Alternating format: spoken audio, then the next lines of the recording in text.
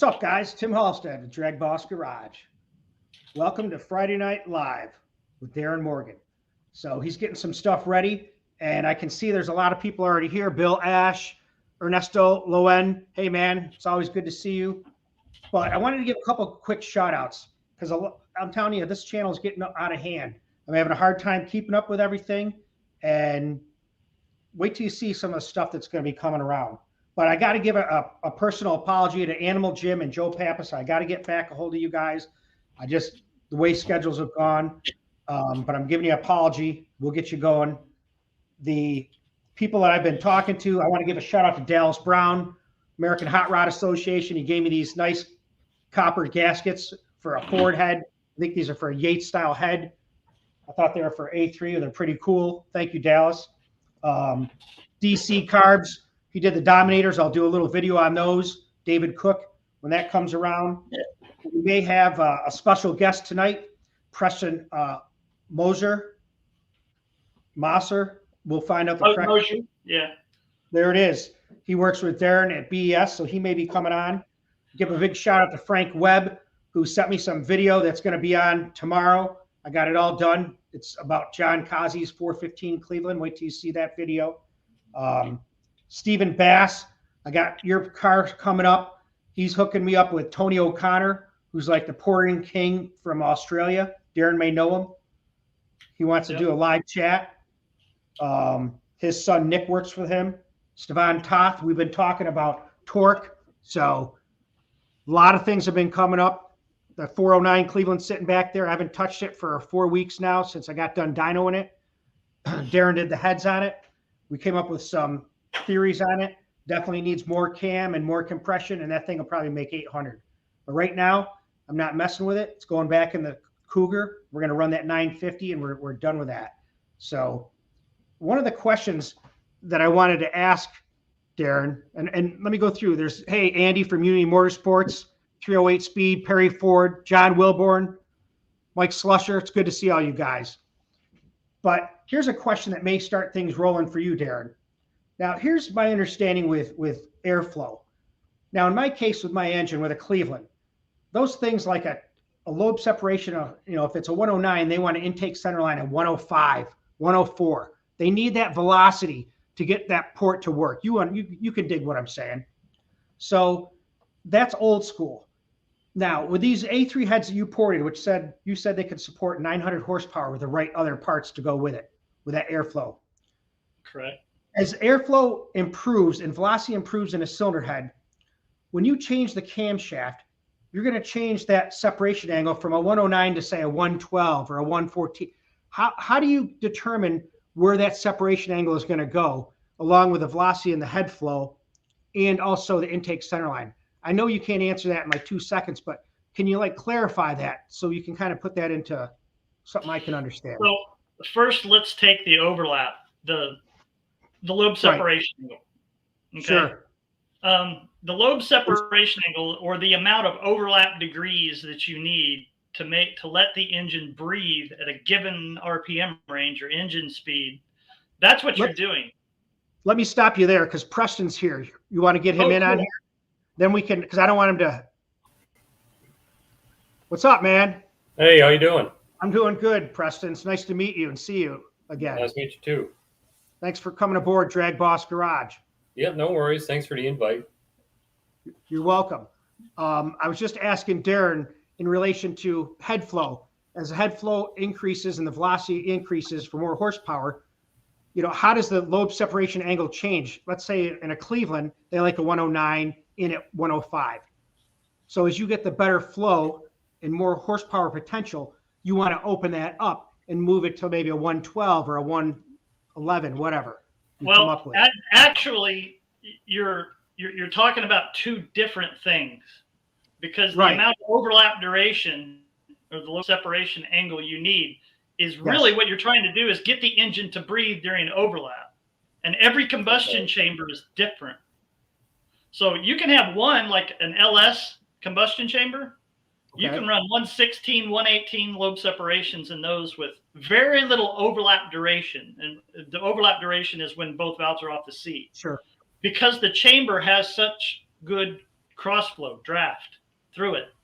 Scavenge, yeah. Cleveland's not bad either. I mean, that's why you can go 113, 114. Something like a 23-degree small block Chevy has very little overlap flow. They don't breathe across the intake and exhaust very well at all. So that's where you see these 106, lobe separation angles. They tighten it up. They leave the valves off the seat longer to get the air to move out of the combustion chamber and clean the chamber. Okay. And then and then also the other aspect of it is as your duration and everything gets larger, in order to maintain that window that you're trying to achieve cross flow in, you also have to widen up the lobe separation and everything as well. Okay. So there's absolutely, cylinder head plays into it, RPM range plays into it. It's a lot of variables. So your duration may go from, let's say, 270. Now you're running 280, 285, and 112 lobe separation angle. That's big. Right. Yeah. So you're exactly. So that 10 degrees of duration that you just added to it, you're going to have to widen up your lobe separation by at least 3 or 4 degrees. I think camshafts are like somewhat of a mystery sometimes with people, to understand. They're only a mystery to people who don't do it every day. That's right. Well, that's me. That's for sure. That's what distinguishes somebody who's good at this is pattern recognition. Okay. Yeah. So the more that you can see patterns developing with as little input as that's required, the faster you can make these changes and figure out what the engine actually wants, and then you give it to it, and then you make gains. Okay. What he said. Yeah. Well, to me that comes from whether you're going to dyno it, but track time. What you're trying to achieve with it.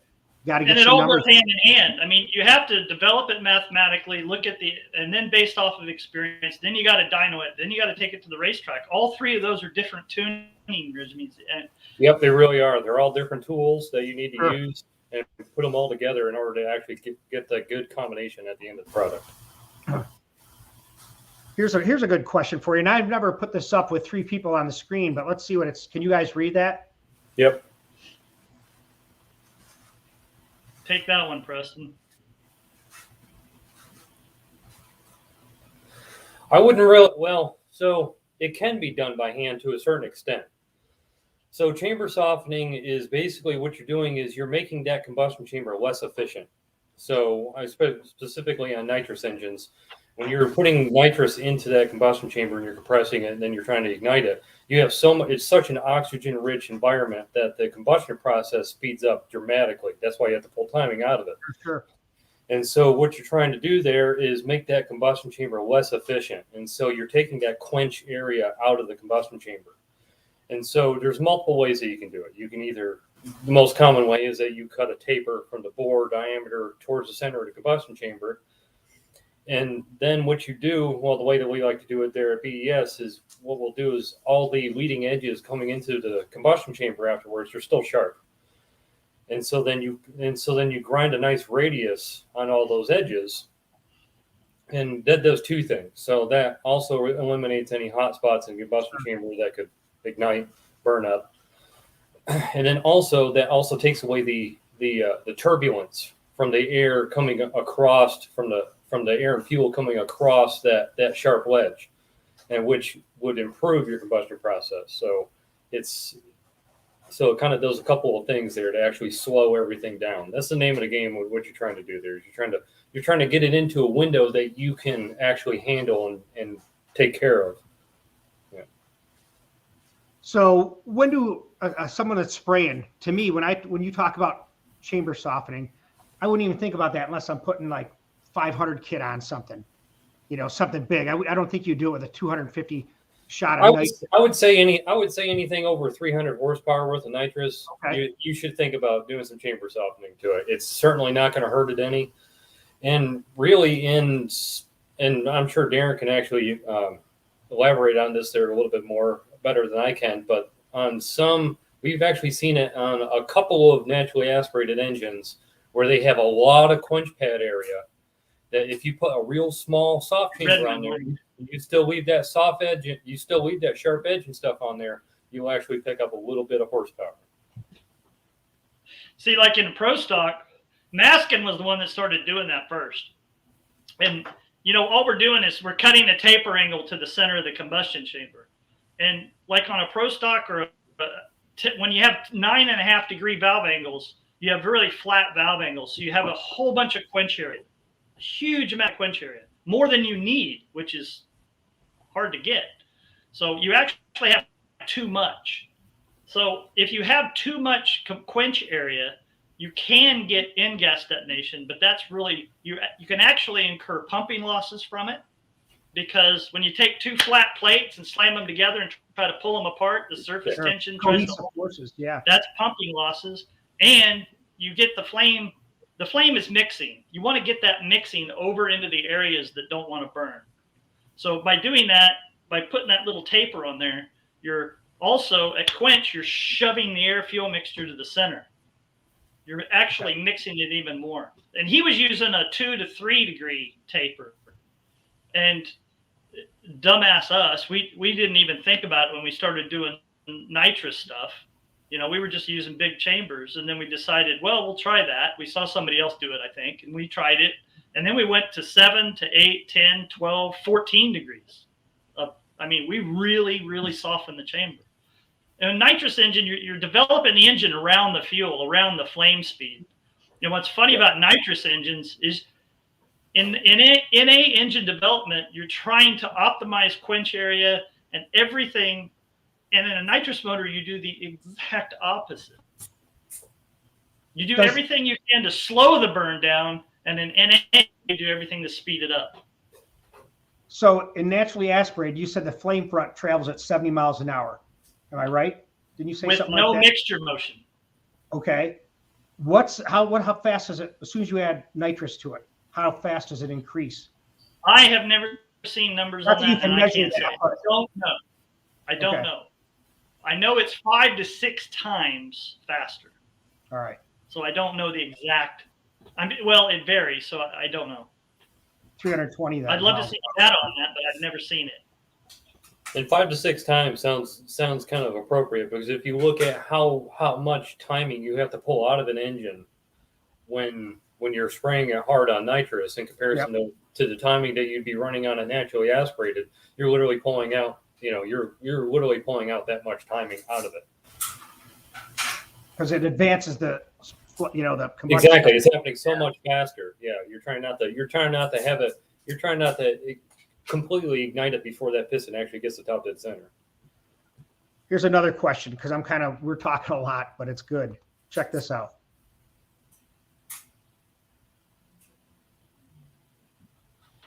Now, like any question here that's going to be asked, it depends. It depends on the situation that you're dealing with. For like a street engine on pump gas, a 45 degree seat is sufficient, and you're not going to gain anything going to 50 or 55. But we didn't even start thinking about changing valve angles until we started getting into the 55, 60 millimeter cams and lifting 1 inch. So when you're lifting far, as you increase the angle of the valve, the low lift flow, the whole flow curve kind of teeter-totters. It sacrifices the low and gains up high. Yep. So with higher camshafts, you can utilize that. And I see people make this mistake a lot. They'll try 55 degree seats or something on an engine with only 700 lift. That's not really a good thing to do. Okay. Does it make a difference? And it also depends on the valve seat material, the lubricity of the valve seat material. The valves are coated. It depends on a lot of things. For sure. At the other end of the spectrum, just like you said, they're on a street engine with a 45 degree seat angle. If you have a small block Chevy where you have to where that combustion chamber, it comes off that valve seat at a real flat angle. It's very shallow. Okay. And so that you can get area around the valves for airflow, you don't want to have a very steep seat angle, because then you would have to have a steeper top angle on top of it. Because that's already more flat. Yeah, so you need to lay it down so it can make that approach angle to kind of actually get around the valve job and around the valve and flow into the cylinder. We're trying to turn the air as little as possible. Mm-hmm. So If you had a because 26 of turbulence? Because of turbulence, Well, is that what you're saying? no, to manage Okay. the airspeeds that you deal with now. Right. I mean, the way the port is aimed and the way we shape it is directly proportional to, well, a lot of things, but airspeed is one of them. Because the higher the airspeeds, and we're talking unlimited, like really big engines, which Preston and I are going to be giving 2 presentations at PRI on this very subject matter, which is limited engines, choked engines, engines that have to run in a choked valve environment, which is what 90% of the engines we build nowadays. Yeah, pretty much. You know, without cubic inch weight penalties for cubic inch and everything, most of the time it makes sense to run the larger cubic inch engine. It might not be as efficient horsepower per cubic inch, but you are making more power. Got it. And it's the same with the port. Even though your port efficiency is dropping, you have a little too big a valve, it's laid back quote, too far for a lower RPM engine. You're optimizing it for that situation, that choked flow environment that we're going to be talking about. Now, this guy's mentioned you, Darin. I don't know if you did something with his car, or wait, sorry, I had a huge question wrote up. You had condensed it, fixed the max on. He was talking about a 454 cubic inch small block Ford 14.8 with Q16. Worked over 4V heads on it. Okay. Well, if you remember what the rest of the question is, let us know. 308 speed. Now, here's one for you. Greetings from Brazil. So, now you've never been on here, Preston, but basically when I came there, I really couldn't talk much at BS. It's like, you know, you go there, so you don't talk, you get your work done, and you move on to the next job, which I like that kind of environment. It's serious, you know, no nonsense. Bam, bam, bam. But what's your experience? You've been at BS for how long? Because your brother is Justin, right? Yes. Yeah. Okay. Yeah. So he runs the office and kind of like that whole aspect and everything there. And I run the cylinder head department, and I've probably been there for about 9 years now. Okay. Yeah. Nice. Here's another one. Let's see.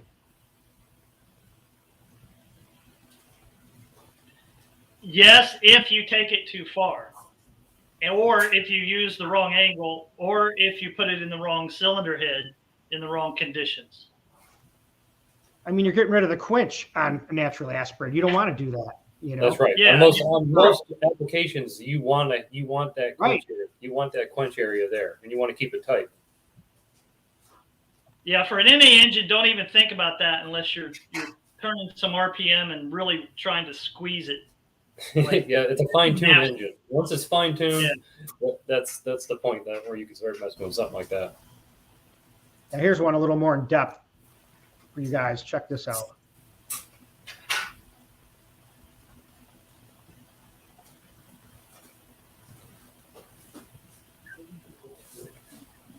Oh.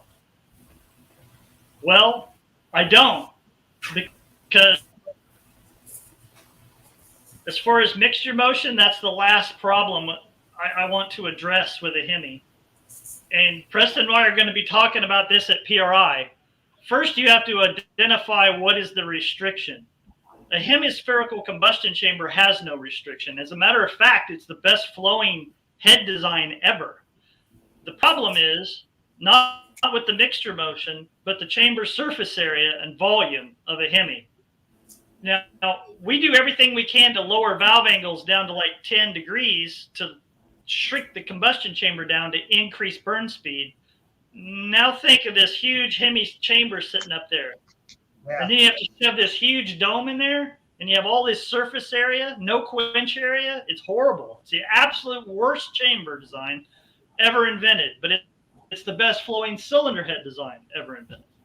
So we don't work on mixture motion. We actually work on trying to shrink the damn chamber up and get some semblance of quench area in the damn thing so it'll run. Well, you said they don't make good compression. You can't get a lot of compression out of a Hemi, or it's hard to achieve compression, right?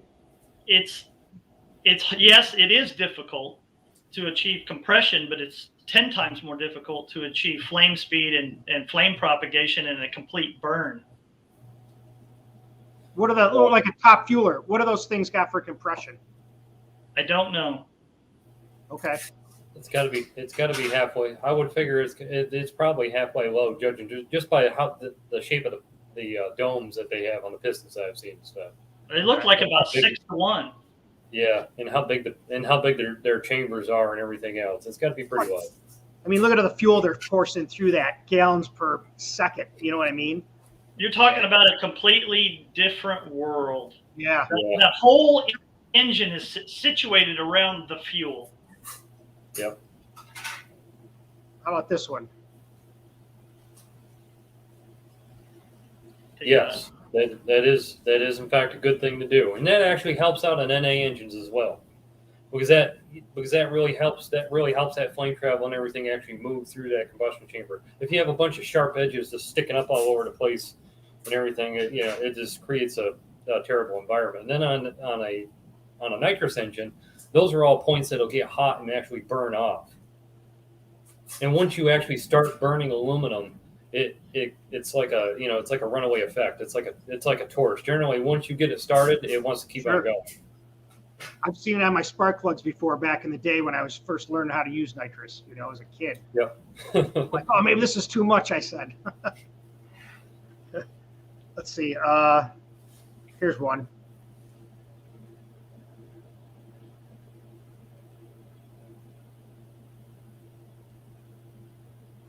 Velocity there. The bowl area has no bearing on the throat size. No. I mean, would it tune up better with a bigger bowl? Well, yeah, probably in a lot of cases. But if you can't get it, you can't get it. You're stuck. Yeah, you're working within the restrictions of your engine, and that's also one of the things we're going to talk a little bit about at PRI is, this is what you have. You have to stop and think about how you're going to work around the pros and cons to get the best product at the end. Now, when is PRI? You guys are going there. I thought it was, isn't it next week? That's yes. right. Yeah. Okay. Like Friday, Saturday, and Sunday? We have a presentation. I'm sorry. We have a presentation from 2 to 4 on Thursday and Saturday. Okay. Give a big shout out to Mike Ruth. He'll be there, and he's got a Bob Glidden clone car, we'll say, pro stock car, the 1980 Fairmont. I think he'll be there with it because he invited me to come there, and I just couldn't get my schedule to work out that way with kids and everything. Yeah, we know. So it's not just me, but it's just the way the internet is. You know what I mean? Yeah, for some reason, my camera, what I'm looking at right now is absolutely perfect. So either it's my Wi-Fi or the connection. Sorry about that. Well, at 6:35, I had no internet out in my garage. I had no camera. It just wouldn't work because I had to update my computer. Talk about tripping. I had to go through all this and try to refigure this out, update it. I was like, time's clicking, I'm like, oh, I look like a real fool if this doesn't work out. But thank God it did. Now this is the other question. If you remember, it was a 14-8 454 small block Ford with Cleveland 4-wheel heads on it, iron heads. So here's the rest of the question. Dirt drag engine.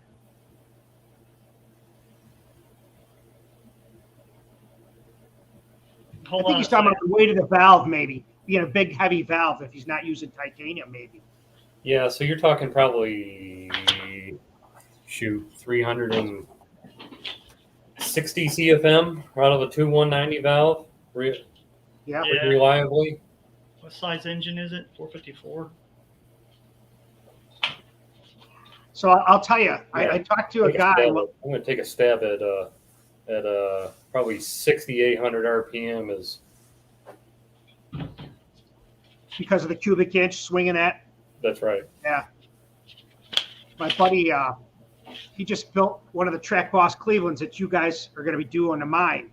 Okay. He just rebuilt it and did some Blue Thunder heads, 3.6 heads, all done up by Pierre and up in Canada. So we just dynoed it, and it made 806 with a sheet metal tunnel ram and 2 4s, 434 cubic inch at 7,200. Okay. Yeah. And with a single 4 Dominator, it made 804 at 72 or 7300. So to answer the question, Oh, yeah. it depends on what cam you have in it, what cam core you have in it, what lift you have in it, what manifolding and everything else. Manifold's a big part. But a 2190 manifold with a 454 cubic inch motor, I mean, 7500 is about 7600 is about it. I mean, that's if you really cammed it up. So, I mean, could you turn it 8? Yeah, absolutely you could, but you'd have to lift the valve pretty good. Now, this guy has been on here a couple times trying to get this question answered, and I don't know anything about the Barra Ford. I know you guys had one there, but let me see if I can get these in order. Here's how it came down.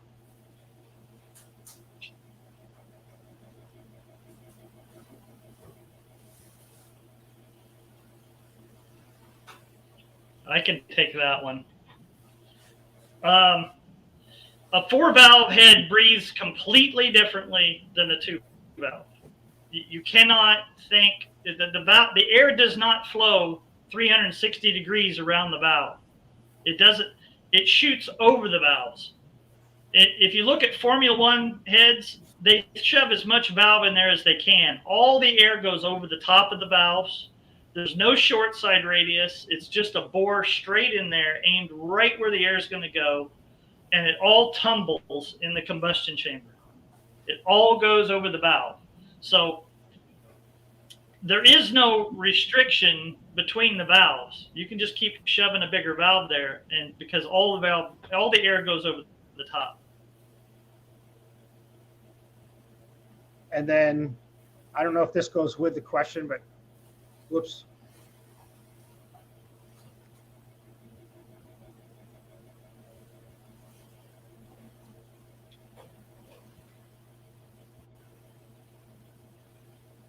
Because the flow is interfering with it. The flow from the other valve is interfering with the other valve and shutting it off. That's what it's doing.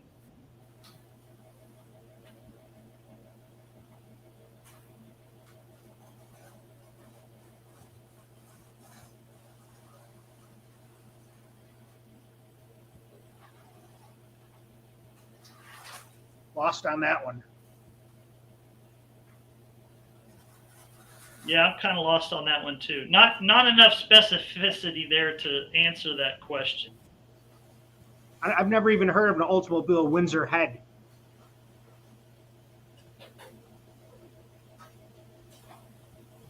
There you go. What's up, Dr. Ron? Hey, Ron. Now, did you guys get to use those burrs I sent? Yes. From Greg Kuzo? Yes. Okay. Yes. A couple of those things cut better than just about any one I've ever had, especially the 1-inch base, the 2-inch long cone with a 3-inch shank turning about 25,000. That thing will take a 1/4 of an inch out of a wall so fast. Nice. And I talked to Tony last week. Actually, it was this week, but he said that valves are in then, or just the exhaust valves are in. Is that what it is? Yeah, the exhaust valves are in. Okay. They usually ship the exhaust valves ahead of time. Why is that? They just ship them as soon as they get done. Yep. Not as much work to make them, I guess. Yeah. I feel like I'm in trigonometry class. Yeah. Well, it's sometimes when you talk, Preston, I'm like trying to catch your words because you kind of go so fast. I mean, you're like zeroing in on it. So I got to my mind doesn't work that fast. I'm an old guy. So it's great to talk to someone that's into it as much as we are. Obviously, way more than I am. I mean, you do it for a living. Here's a question you might know, Preston, because I don't know if Darin was back there then.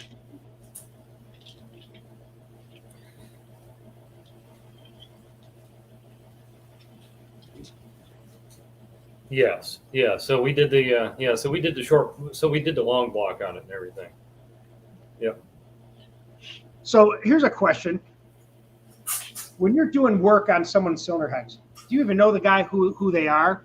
Or do you know the car or the engine? I mean, I suspect with repeat customers, Yeah, this is John Smith's. He's got that 70 Chevelle that runs 850, that kind of stuff. Yeah, exactly. And most of the time, I just know the name, unless it's and then I hardly ever know what their. Well, I know what their application is. I have to know what their application is and stuff.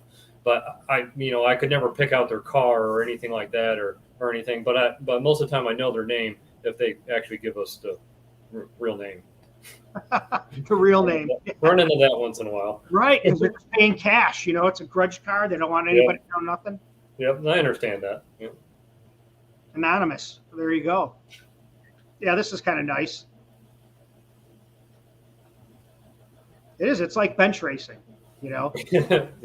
It really is. It's fun to do that. It kind of opens up your mind a little bit more. If you get so zoned in on doing stuff and everything, all like actually completing a task and all this, and it's nice to kind of just like extrapolate on it, to expand on it and just think of what you actually could do and stuff, and then think about it later and try to apply it.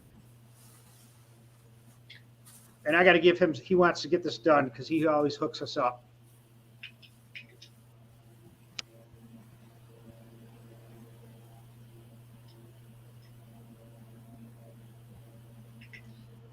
Well, I will say that on a 4-valve, it's very difficult not to achieve your CFM demand because you have a lot of valve area, and it's very easy. 4-valve and 2-valve is a completely different world as far as design criteria is concerned. On 4-valve, where on a 2-valve you would never exceed or never want to exceed on an unlimited engine something like a 300 feet per second through the choke or 280 average. On a 4-valve, they're 320, 335 feet per second. They're really, really fast. And they don't have a choke. It's average airspeed. Where in a 2-valve, you're managing localized airspeeds and average airspeed. On a 4-valve, it's all average airspeed, every bit of it. So you have a huge throat, but you're putting all your airspeed into the column. I hope that makes sense. Yeah, and on an engine where your airspeed is actually really high, or a port design where your airspeed is really high, your CFM flow, the flow on the flow bench isn't necessarily how that cylinder head is actually acting on the engine. So you can absolutely change a port design, either lose airflow or not gain any at all, and you will in fact increase horsepower and RPM and all the above. Yeah, the flow bench, when people say that the flow bench lies to them, that's not a joke. The flow bench will lie to you.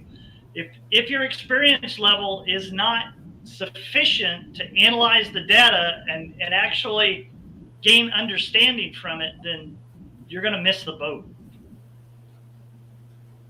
So I got a question here from a buddy in Montana. Here's what he said. Ask Morgan if he still is using a wet flow bench.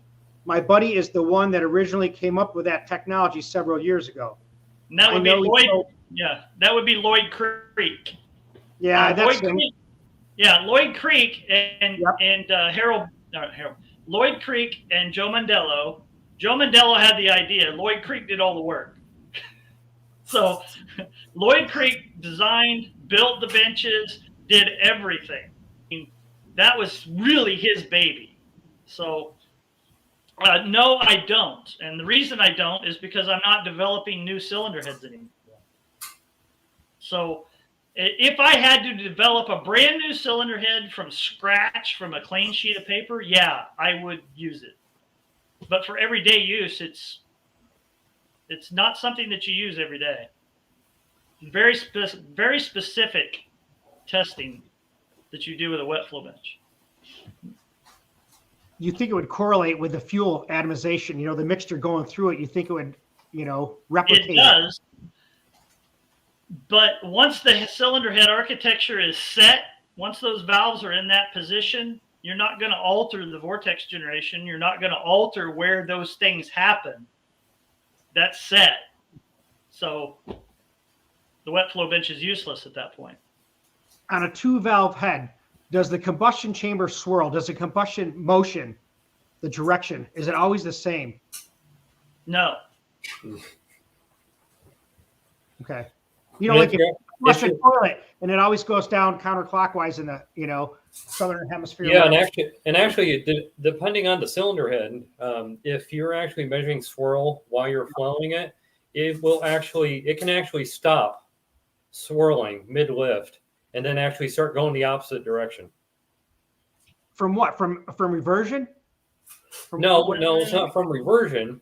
It's you have to think about it in a couple of different ways. So there's a couple of different directions that air is starting to. So as your airspeed is actually increasing on the flow bench, you're getting more volume down through there. Sure. You're actually putting more on top of that swirl meter itself.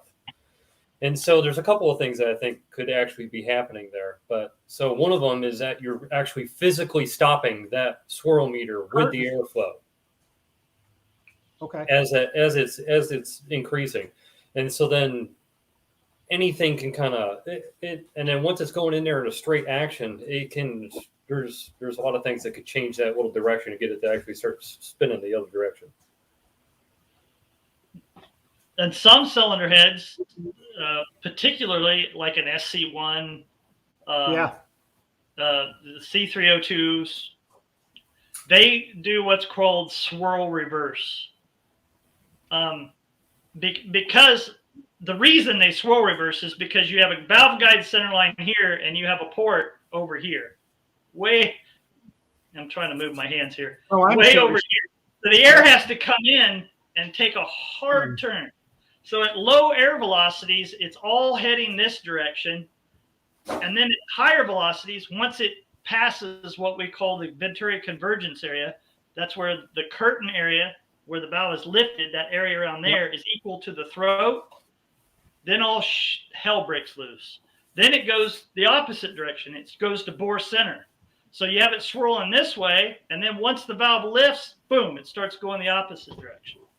And that's where you hear the turbulence on the flow bench. That's where the turbulence always occurs. It's right there. You can hear it. It's audible. Yeah. We call it the transition. And you have to have a port that transitions smoothly. You can't have one that goes up and gets kind of turbulent, wispy, and nasty and then takes off again. You need it to walk through that area perfectly. That's the science of what we do, is trying to tune a variable Venturi. And it's after 35 years, still working. Those C302B heads, like after 750 lift is where they have a problem with turbulence. If I'm not mistaken, there's an issue with them. 650, 600 lift. But you can correct that with porting, right? You can change that shape. Not necessarily. You can Band-Aid it and get it to walk through that area, but you'll never get it perfect because of the port offset. You can't overcome that. Let's see, here's one here.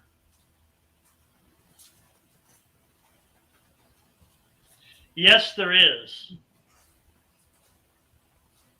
And we can't go into that here because it's going to take 2 hours to explain that one.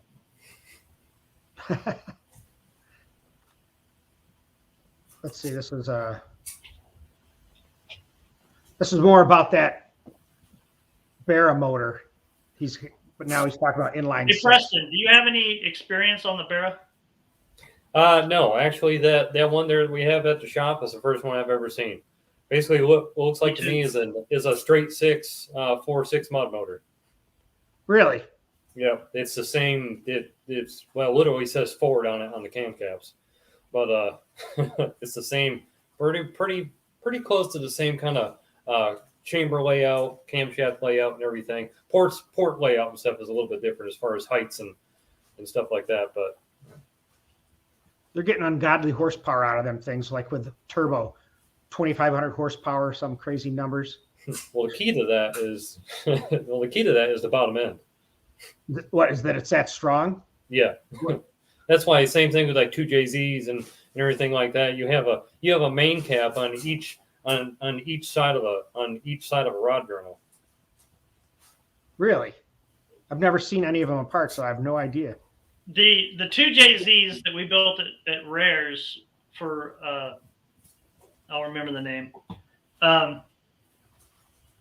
You're talking about 181 cubic inch motor pumping out 2,100 horsepower. I'm telling you, I've seen them, the 1,800, 21. with a Barra. stock crank, Yep. stock block, and a stock head. Now the heads are filled with concrete, and so is the block, and the main caps are braced, but still, you're talking about OEM components. It's crazy. It is pretty amazing. And you also, you have to realize that a turbo's pressure rise in the cylinder is real smooth. It's not nitrous is like hitting the piston with a sledgehammer. Right. And a right. turbo is just like doubling the power. The pressure rise in the cylinder is the same speed, or basically the same speed as an NA engine. So that's why it's nitrous. If you make 3,000 horsepower on nitrous versus 3,000 horsepower on a turbo, that's twice as hard on the bottom end or more. Just because of the cylinder pressures and, you know. Yeah, because you have a smooth pressure rise with the turbo, and the pressure rise with nitrous is like this. It's a spike. Yeah, it's a rapid spike.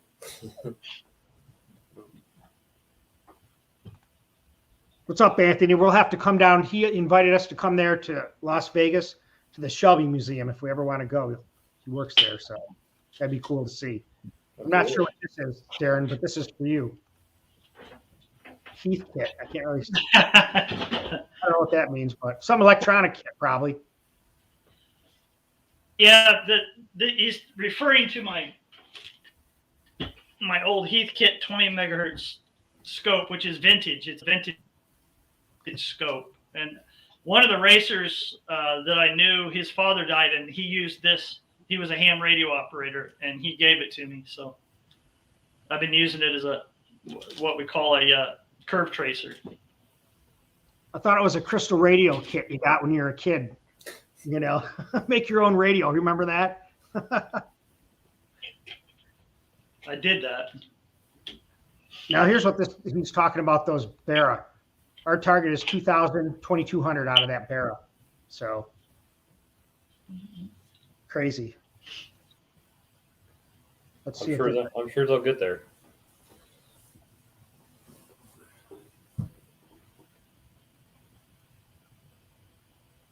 Yep. Did it lots of times, you know, but those pistons are cast, so you're going to have issues. You better watch it. I'll say this: just about any engine in the world can take a 100 horsepower shot, and 150 horsepower shot. Just about any engine can take that and live and be dependable. We put out engines with 100 shot all the time at Rares, and they go 350 runs. Not a problem. Just as many runs as they would in A. But are they cast pistons? Oh, I didn't catch that. Yeah, he's talking about stock stuff. See? Yeah, you could, but you can run 100 and 100. Could you do it? Yes. Should you do it? How many times? You better be on your game with timing and everything, or you're going to shatter. Yeah, I was just going to say that timing is going to be real critical there. You miss that a little bit, you're going to crack one.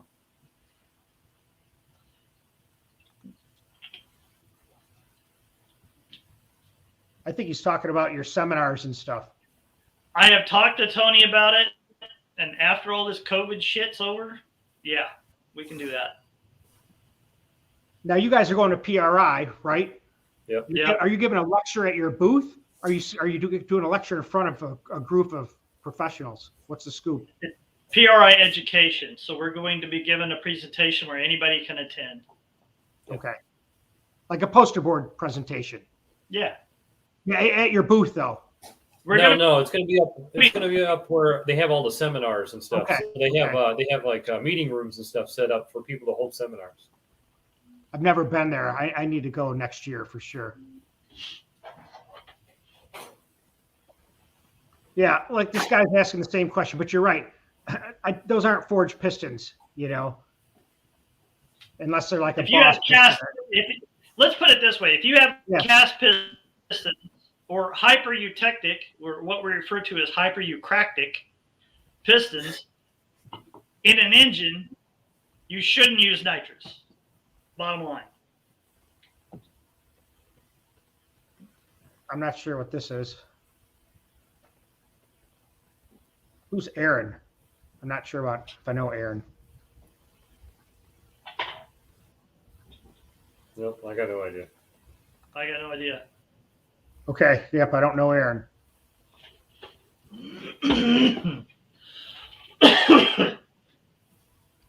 How to determine the size of an intake port? I'm not sure what he's trying to. He's the guy that's into Hemis from Brazil, but I'm not sure what his question is. I didn't see it back here. Yeah, Okay, how do you size an intake port? First, you figure out what the valve size you have. You figure out how efficient you can make that valve size. Then you see how many cubic inches you have. You see how much CFM or airflow that engine is asking for, and then you determine whether you have enough valve to supply it. And then you go backwards and back calculate on what you could get away with on cross-sectional area, size, length, and everything else. It kind of boils it down. Yep. It's an excellent way to put it. Yeah.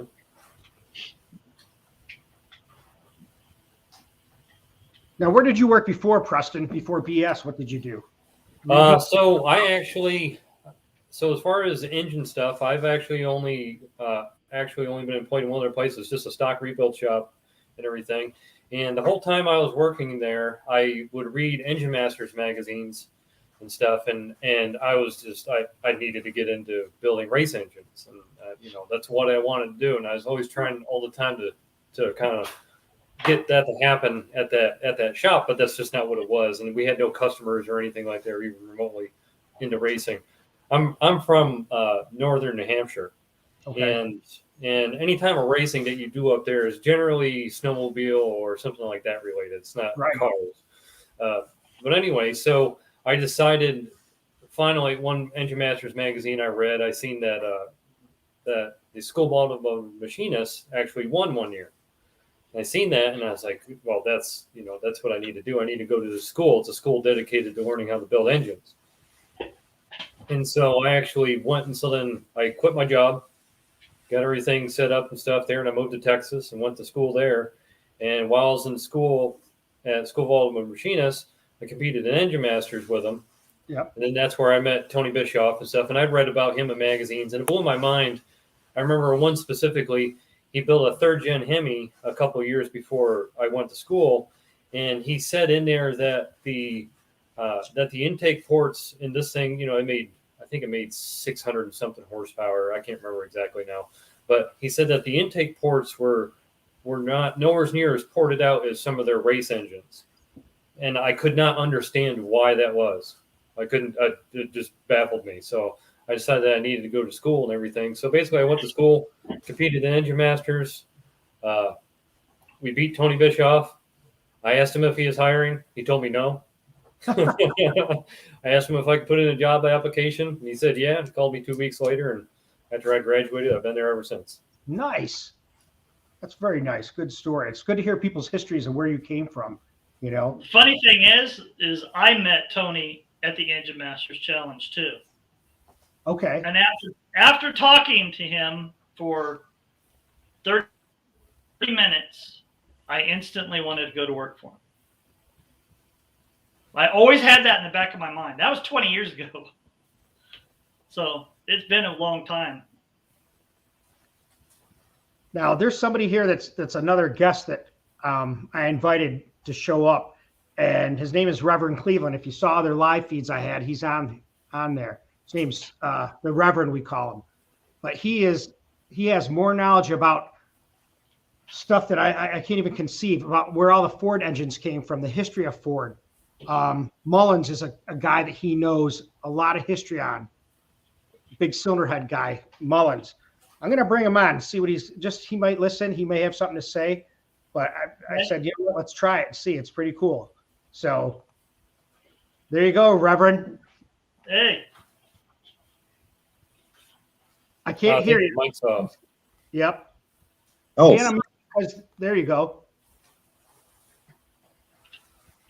Are you there? I am. Can you hear me?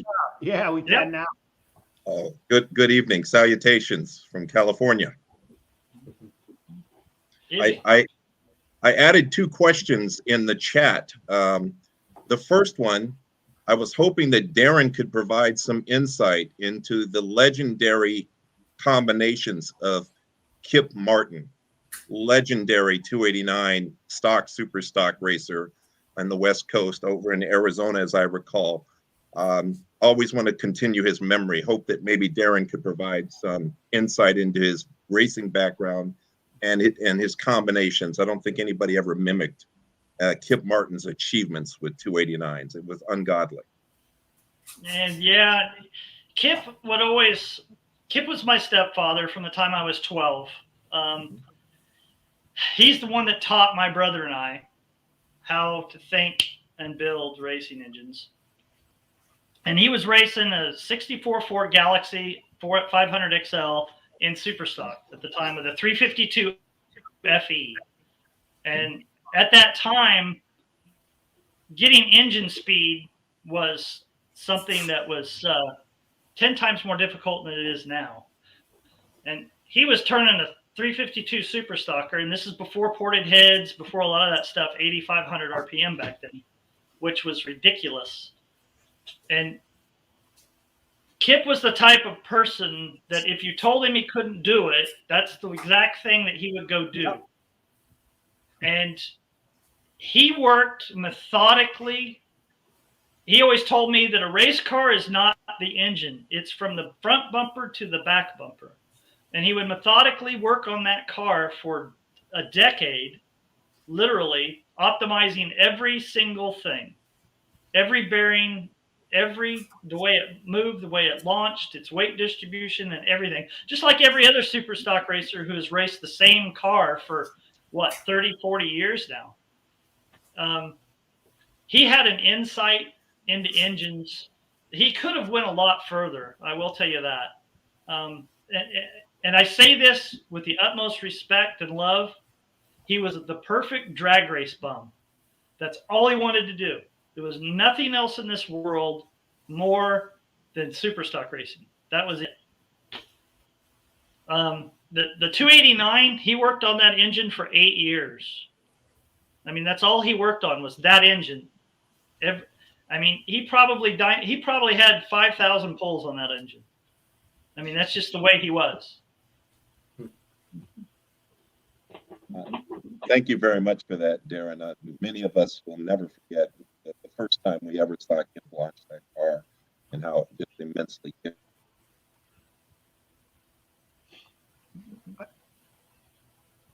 I'm trying. It's kind of skippy there, Reverend. Just it is. There you go. There you go. I apologize for that. Oh, no, that's okay. Yes, and I just wanted to say we really just revered the work that we saw Kip do with that car, and so I wanted to perpetuate his memory and his achievements. Thank you for that, and thank you for the insight as well, Darin.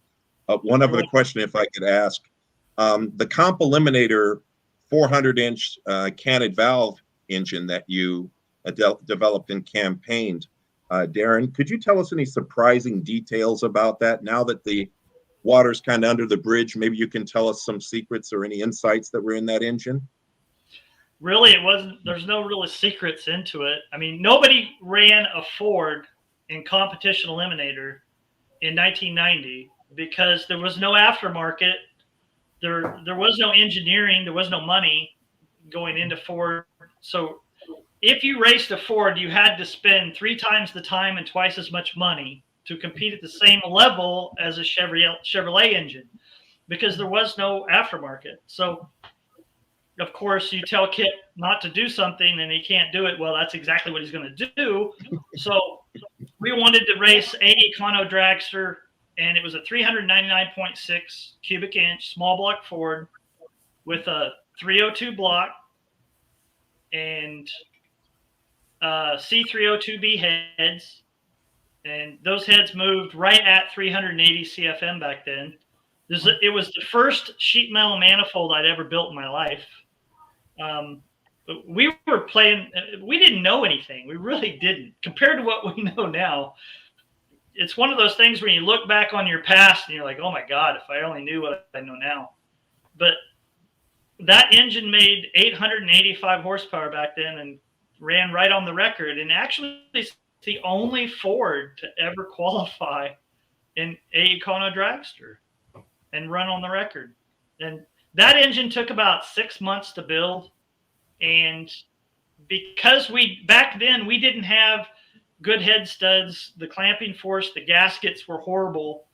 And with four studs per cylinder, we couldn't seal it up with composition gaskets. So what we literally did was epoxied the cylinder heads to the block.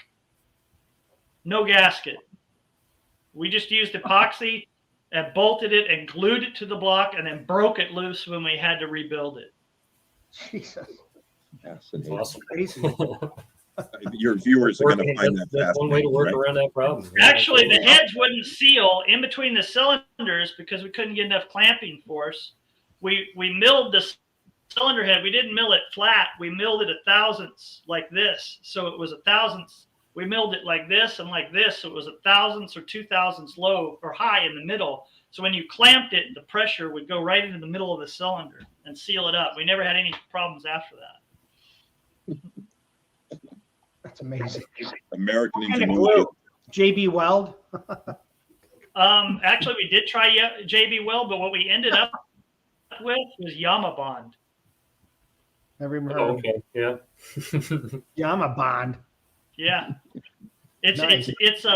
it's a micro sealer that's used to seal the crankcases of motorcycles because they only have like a quarter of an inch of seal, and they got a seal. So they put the Yama Bond around there, and it will never dry hard. It will always have some plasticity to it.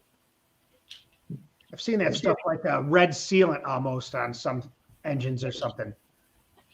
Yama Bond is actually gray, and now they have Ford Bond, they have Chevy Bond. They all copied it. All right, here's this. Go ahead, Reverend. Oh, no, I'll defer to whoever else is asking a question. I have one after that. Okay, let's see what this one is.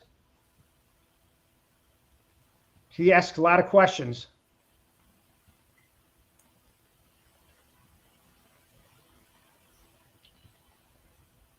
That's a really good question.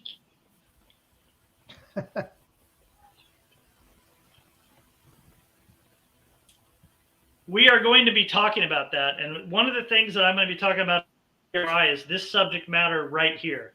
There you go. How do we quantify how efficient a port is?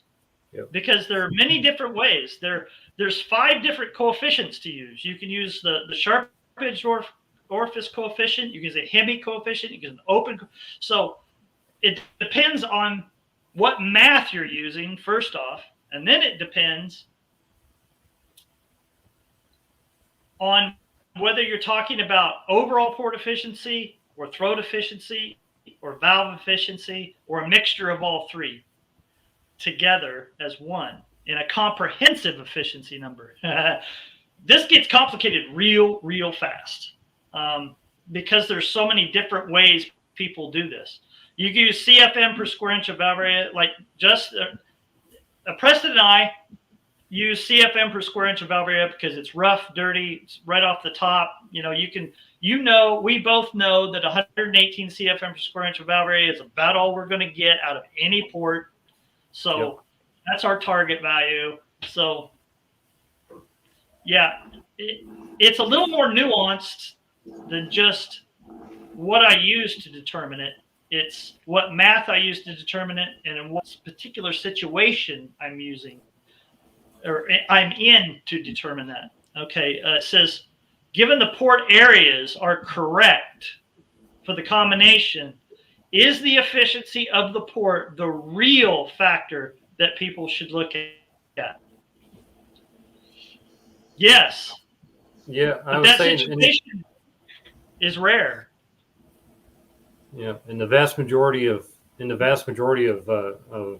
situations, the port efficiency is what you should be looking at. But then there's a lot of aspects to that. Cylinder head architecture plays a big role into how efficient that valve is actually going to be in that cylinder head. So you can have the most efficient small block Chevy head that's out there, but it doesn't flow nowhere near the CFM per square inch of valve of some candid valve small block Ford or something like that. You know what I mean? So Nobody Famous, if you want to get the rest of the story, PRI next weekend. They'll be there. Yeah. I always like this. Elmer is always a good guy. Elmer Fuddpucker.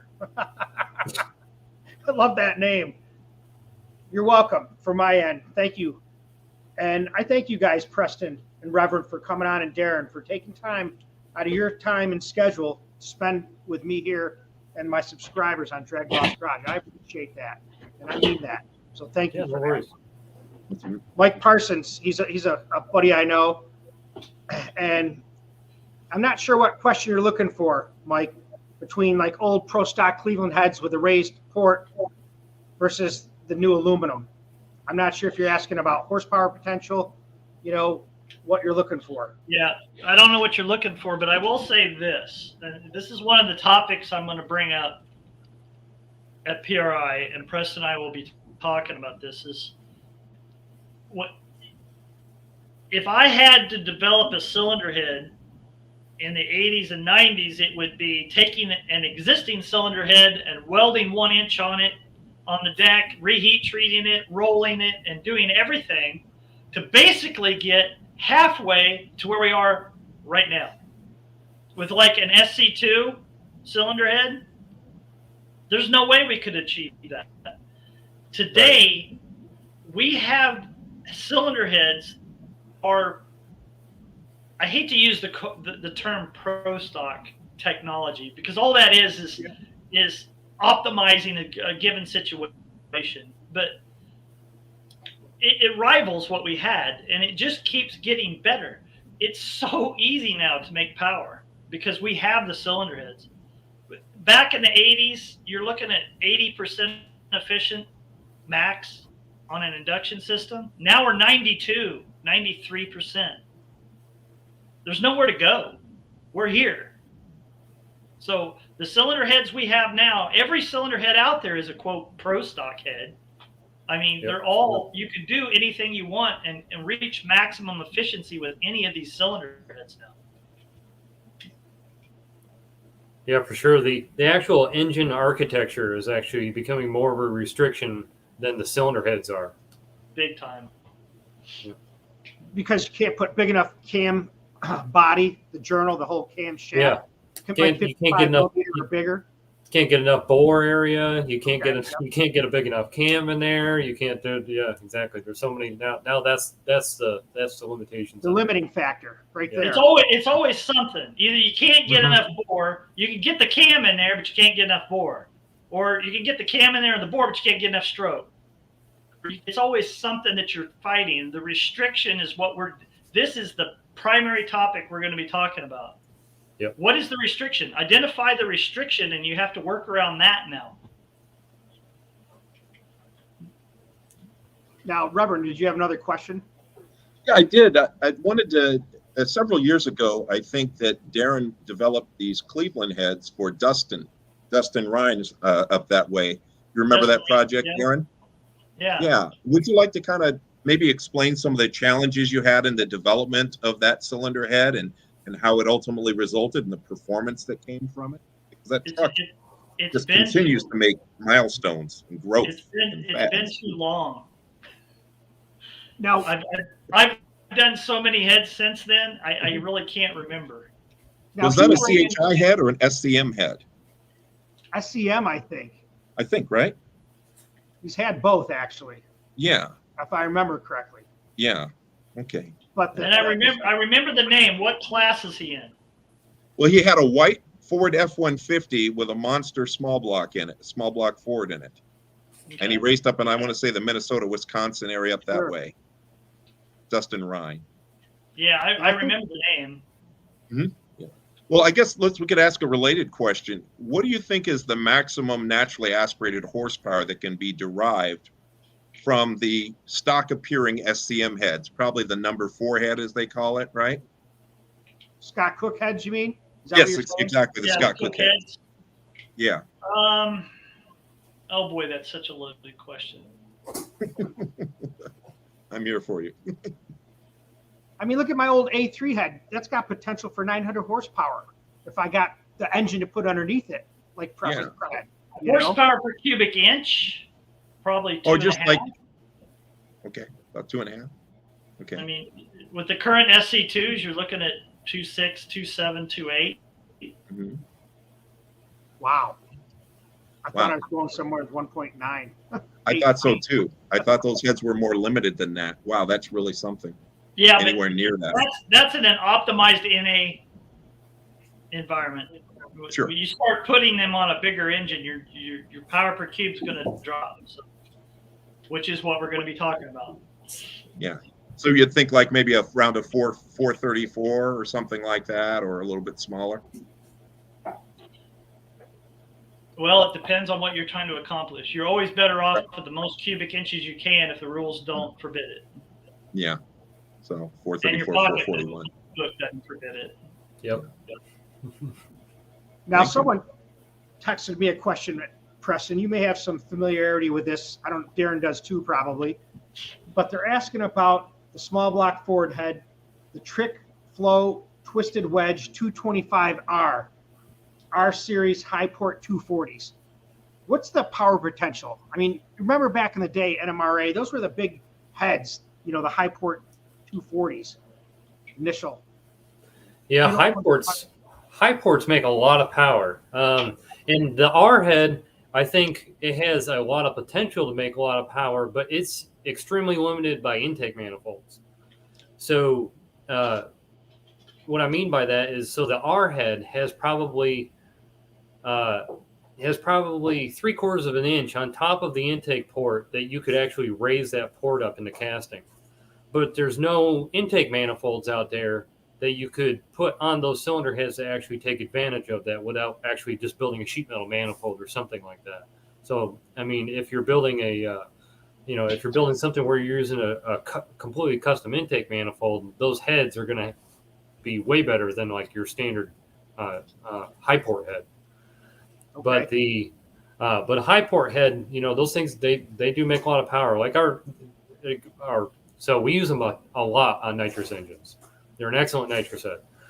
And in max effort nitrous trim, so 14-to-1 compression, 925 lift, on a 462 cubic inch engine, they will make 900 horsepower naturally aspirated. So that's a lot of horsepower for a 370 CFM head on a 460 inch engine. Can you repeat that? I missed that, Preston. Excuse me. How much was that? What, 900 horsepower? Is that what you said? 900? Yeah, 900. Yeah. Wow. Yeah. That's a lot of power for 370 CFM. Yeah, Yeah. exactly. Yep. That's maxed I out. didn't think you could get it. I didn't think you could get that much horsepower with 370. Yep. You know?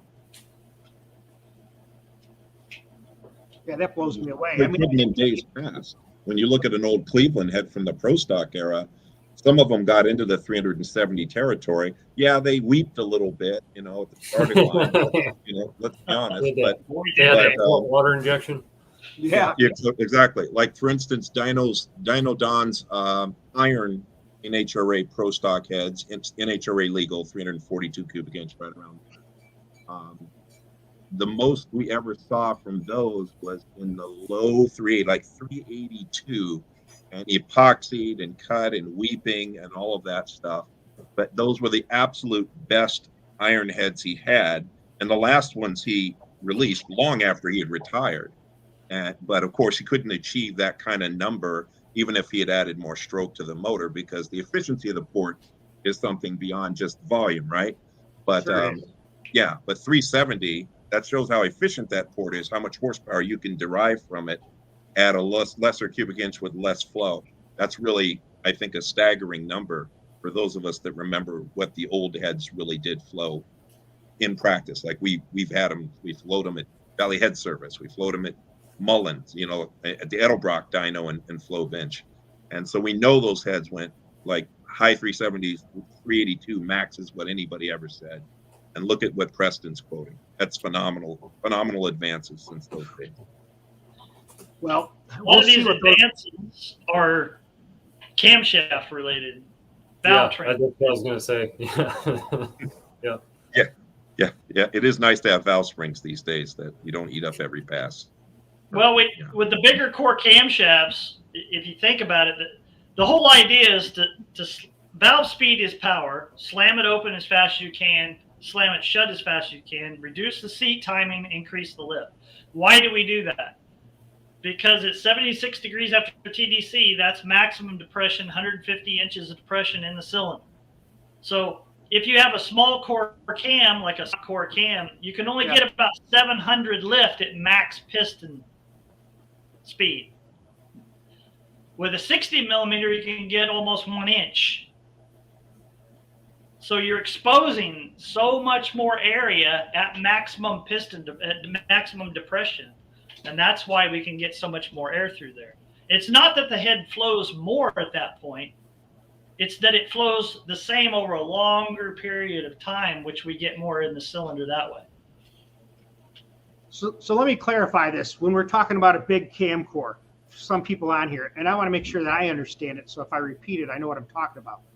As that core increases in size, let's say from 48 to 55 or 60, that diameter of that core is larger. So in actuality, it moves the lobes of the camshaft closer to the lifters, correct?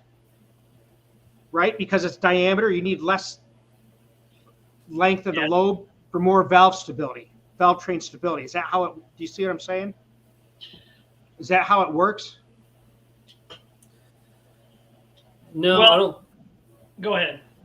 I was gonna say, no matter what diameter core you have, your lobes are always limited by the diameter as far as your lift, and that's why, like on small block Chevys, stuff like that, where you get in reduced base circle cam lobes, they actually start to they cut the base circle down because you can't go any further without hitting the bearings on the.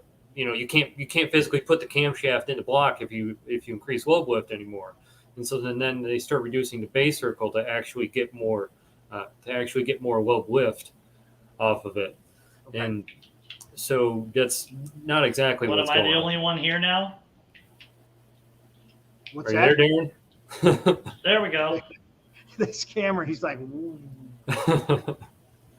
let's see if there's some questions going on here, because there's a lot of people. Now, that one guy that had that Oldsmobile he talked about, here, I'll put it up. Wensler. I've never heard of the Wensler. I'm not familiar enough with that to render an opinion. Oh, I think he's asking because the valve angle is so flat. I would have, but I don't know what I don't know anything about that cylinder head. So generally, older heads they had bigger chambers, even if they had a flat valve angle. But I think he's asking because that valve angle is so flat, whether or not a soft chamber would help that out on a nitrous engine. Right? And in that case, I would say yes, as long as you have enough distance as long as you have enough valve drop to actually be able to put a usable amount of soft chamber in there before you run into your valve job. I would say yes. Okay. Now here's one.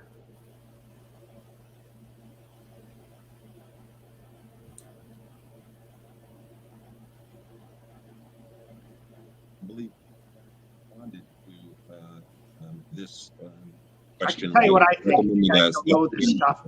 This is one of those questions that I refer to as how long is a rope? Right. Here's what I'll tell you. I just sold one of these Edelbrock air gaps to my buddy Tom Magyar. Actually, I traded it to him for the first. It's a prototype, and Reverend will like this. It's a prototype Jack Roush intake. It's the first intake they used to make the Jack Roush intake that Darin ported that I ran on my 409. So this is from it's a rare piece, but I have this air gap intake. Now they make them, but they're with everything hard to get. No one can get this. It's nothing. It's just a fancy Cleveland intake. But I know that they make power, and if you put that on there and change it, you'll see a difference on it. I'm telling you. So put it on there. Let's see. And then someone else talked about the Scott Cook dual plane, which is a great dual plane intake for a Cleveland.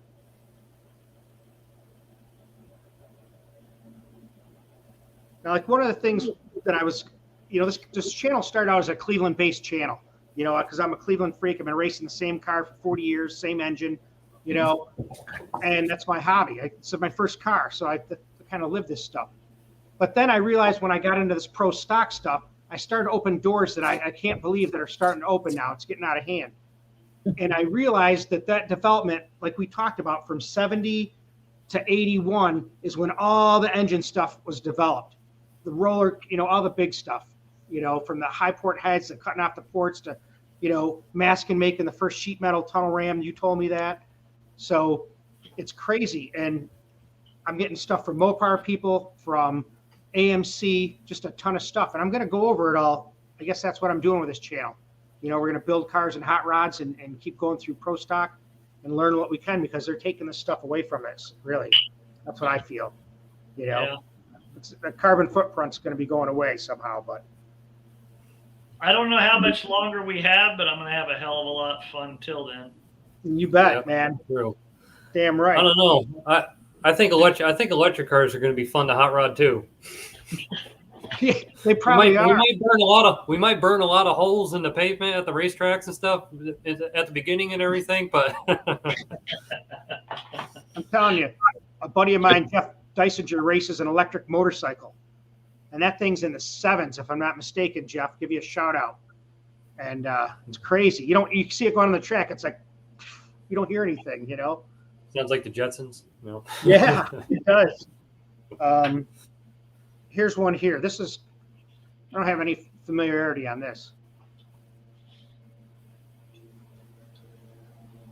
The best architect. So it's really Chevy, Ford, and maybe Mopar 360.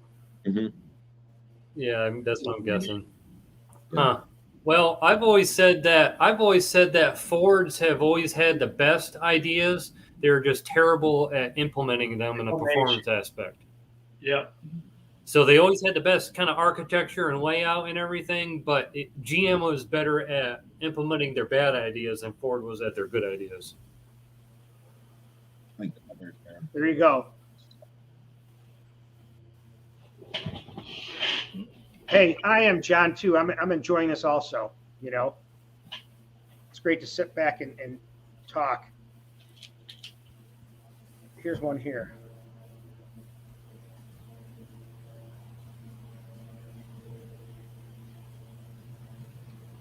Okay. When you're dealing with a restriction, the restriction is everything. Everything about that engine design is dictated from that restriction.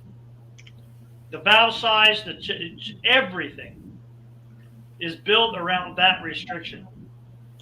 So, in the general scheme of things, no one engine has an advantage over a restriction like that. Right.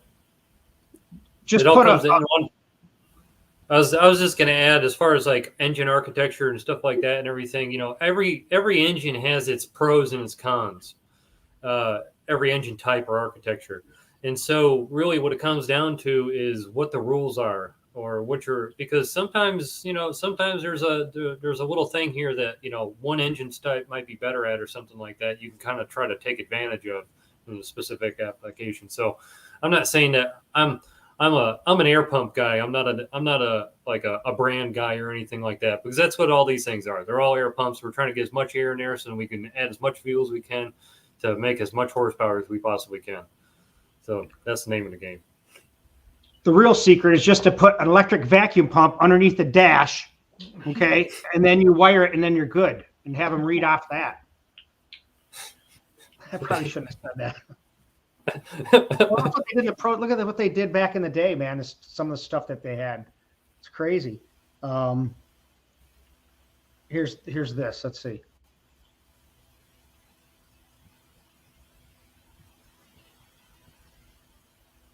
I don't really understand that one.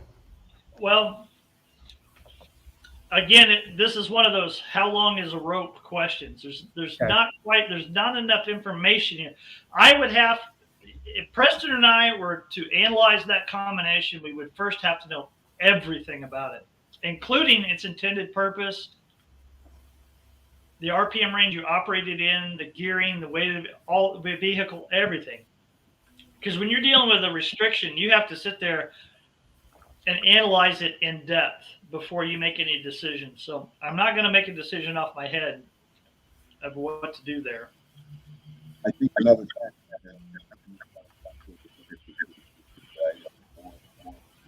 to make things all equal, we'd have to know how you arrive at 350 and do a comparison from there, right?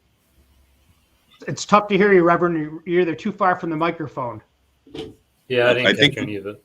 You didn't hear any of that? Nope. No, I hear you now. Go ahead and start. Yeah, excuse me. Yeah, I would say that also how one arrives at 350 inches is a factor as well. Bore versus stroke, how we arrive at it. Yep, Yeah. absolutely. So- That's a very good point. Yeah. Yeah. So I think we kind of, with these kind of questions, you probably have to say, assuming this, assuming that, assuming this, that's probably the answer from there, rather than assuming a 350 cubic inch motor is a Chevy 350. Did we get the 350 cubic inches the same way, whether it's a small block Mopar, small block Ford, small block Chevy? Make those equal and then start working on things from there. Because I know with small block Mopar, it's lifter angle, right? Lifter angle is a challenge with them. Cleveland's a little bit of oiling or cylinder walls, right? Chevy, cam walk or cam twist, right? And cam walk, right? Or those are all kind of challenges one has to deal with. That's not just packaging, but idiosyncrasies of those platforms. Exactly. Here's a good one here. Let's see. Eric, I see your question here, so we're going to get to you.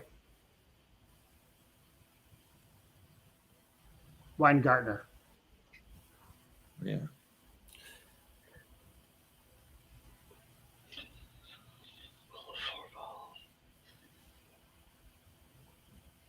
I think we've got a good break here. 106 people. That's nice. Welcome, everybody.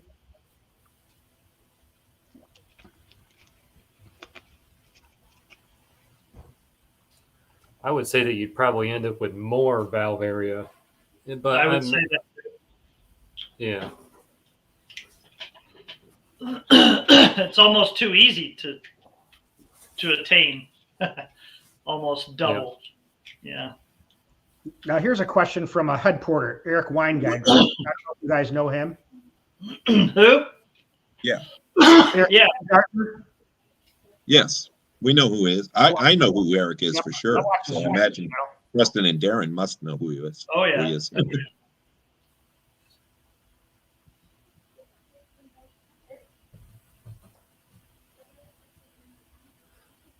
I guess it would depend on if you're modifying a cylinder head for R&D or if you're developing a new cylinder head for R&D. I'm not because depending on what you're doing, we'll move valves if it's if you're limited to a specific thing or something like that. You'll always try to work within the rules and stuff. So I mean, absolutely, you might take you might take some.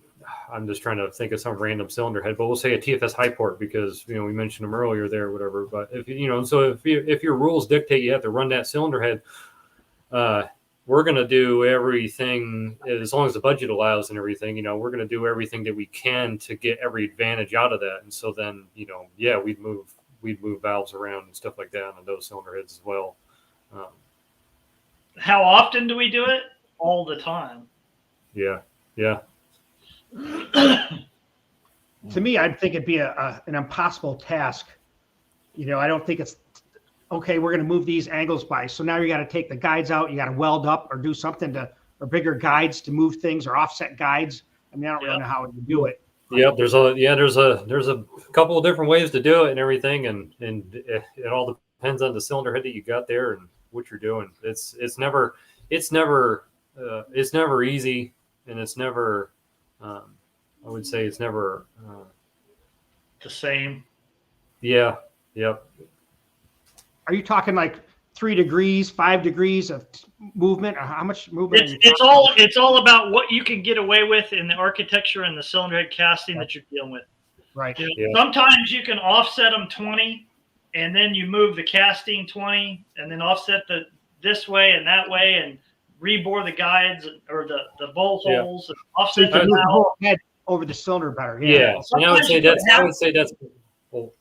say that's a lot more common than actually moving the valves. It's a lot easier to do than moving the valves, because when you move the valves, you got a whole bunch of other things that come into play. All of a sudden you need a new set of rockers. You need everything's affected. And that's one of the other things you have to think of whenever you're doing stuff like this is, okay, so I'm going to move this valve over here. What am I gonna hurt because I just moved this valve over here? What problems am I going to cause myself? Is it worth it? Right. Is it worth this 2.5 horsepower because I moved this valve over here and now, I might run into water or I might do this or something like that. Like anything, it's situation dependent. Mm-hmm. I'm sure there is, and I have no idea how to calculate it. Yeah, I've got a whole book that is specifically on boundary layer, and I've gotten about halfway through it, and I don't even know if I could even come close to answering that question. Reading that. You're talking about higher math there. Our aerodynamicists, yeah. We're not aerodynamicists. Yep.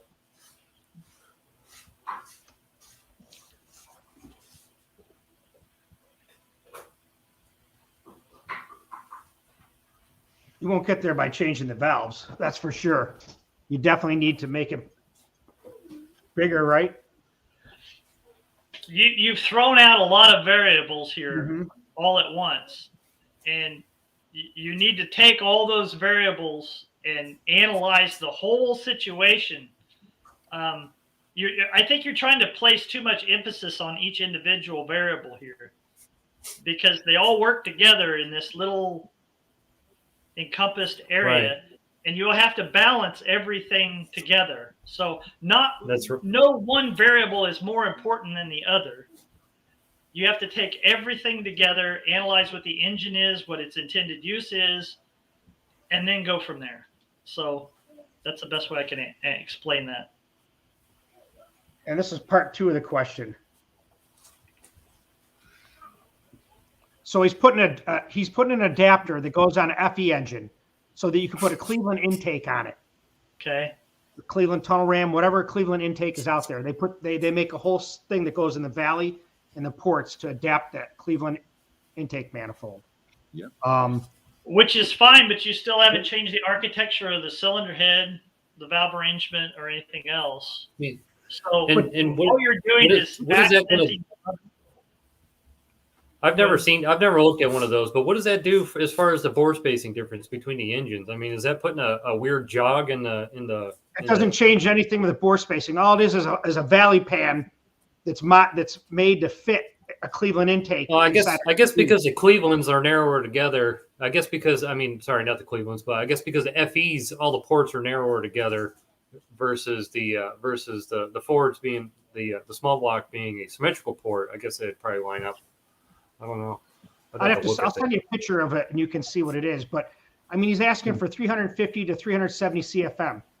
You're not getting that without those heads unless you do a lot of work with them. They're going to have to be ported bigger to get the velocity. Yeah, absolutely. I mean, you got to start by looking at your bore size and then what size of a valve you can actually get in there, and then is your cylinder head going to support that size of a valve? Yeah, exactly. You got to start at the bottom and work your way up.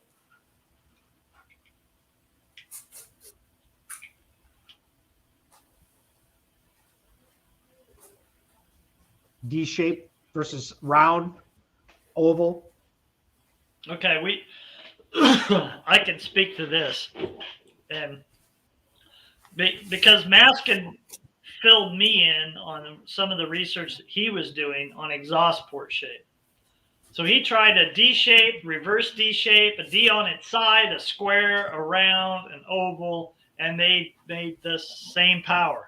Just so long as the airspeed was the same and the port flowed the same, not only the amount of airflow, but how smooth it was. It made the same power. Exhaust port shape is not critical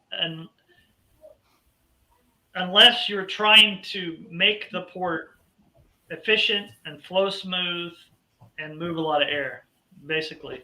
You can use a square or a round or a D, and if you optimize that area, it's still going to make the same power.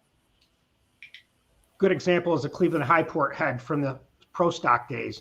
I mean, they had so many different plates I've seen. I've got a collection of them. I'm making a video of it. But they tested every port you can think of, round, square, D, whatever, Q. And it's amazing how many versions of that exhaust port plate are out there. If you maintain the important variables being airflow, the quantity and quality of that airflow, they'll make the same matter. That's crazy. I always thought round was flowed the best. I don't know why. The exhaust side of the engine is where all the energy is. The intake, we have to rely on nature's 14.7 psi. Right. But the exhaust has all the energy and heat. So we can open it earlier, or close it earlier, or do a lot of things over there and use that energy. So if you change the shape of something or the size of something, you can actually cam it a little differently. You can change the opening closing events. You can change the header design and actually end up back where you were before because you have all this energy to work with. And the exhaust side is, compared to the intake, I refer to it as numb to change because that's where all the heat and energy and airspeed is. But the intake, you only got 14.7 psi, 150 inches of depression to work with. So that's finite. I mean, that's where all the R&D goes into. Here's another question. And I think what he's trying to compare is the iron 4-barrel Cleveland head, and he switched to the trick flow Cleveland head. I'll put it up and then you can kind of see what we're talking about. But he's asking how he picked up horsepower, which is kind of pretty good when you think about port shape, velocity, volume, but check it out. I wouldn't be on his mid-range for sure. Yes. It's just technology is better, you know. No, it doesn't shock me at all. Yeah. It's when you take a cylinder head that's too big, too much valve area, too slow, yada yada yada, and you put it on an engine, it won't perform at all. And then you put the correct size cylinder head matched to that combination on there and gain all this horsepower. Just because a cylinder head is bigger and flows more air does not mean it's going to make more power, and 90% of the time it won't. As a matter of fact, in Pro Stock, all the Pro Stock competition eliminator heads I've ever dealt with, when you're building 4 engines a year and R&D and the hell out of them, every single time the heads that flowed the most air never made the most horsepower, ever. Well, here's a perfect example. The heads that you ported, Darin, for my 409, we know that those heads are too big for that short block. The architecture, as you said, Preston, they can't. It's not enough compression, not enough cam. I only picked up 23 horsepower, we're going to say, because I didn't have the right motor to put on that. You're putting too much head on that little motor. So now will be a good test. Now that we know what it makes, now when I take it to the track, that's where I think you're going to see a difference. Either that or somebody thinks that by making a cylinder head flow a lot of air, that it's actually going to equate to more power, when actually nothing could be further from the truth. You have to match the airflow requirement of the engine to the cylinder head in a lot of cases, or do what we're going to talk about at PRI. But people are obsessed with. There's this natural thing: bigger is better. Right. It's ingrained in our brains. I still suffer from it every day. It's like, I think everybody does. Yeah. Bigger. It's like if a cylinder head, it's easy to get airflow. I can teach anybody how to get the most airflow through a cylinder head in one day. That's the easy part. The hard part is taking all the variables involved in the system and matching it to the engine combination. That's what we do for a living. That's the hard part. Everyone's obsessed with flow numbers. When you look at the general population out there, are the guys that, like me, racers, and that's what we think about. Oh, it's got this flow number. It's going to make this. That's the first time I ever heard 370 will make 900 horsepower. So that changed my whole perspective on the CFM. And well, CFM's it's an easy like tangible representation of horsepower for people. You know what I mean? It's easy to understand, and so that's why everybody gravitates towards it. Yeah. But it overlooks all the important stuff. Yeah. Stock motors and other motors are kind of emblematic of that. If we just looked at sometimes the flow characteristics of those heads, we'd be ignoring the dry sumps, compression, lighter rotating assembly, thin rings, ring sets, and all of those things that really would throw someone's calculation off if they were working with traditions. Absolutely, yeah. An engine is a combination. You can have the best cylinder head in the world, but if your rings don't seal, you're not creating a depression, and you're not going to make any horsepower. Every engine should be treated like its own animal. Mm-hmm.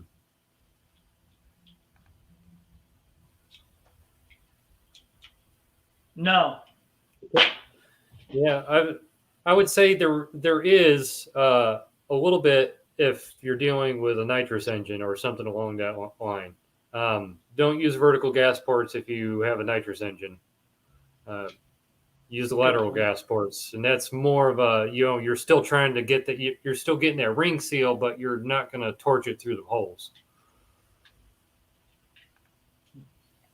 More of a durability thing versus a. Only 53 likes.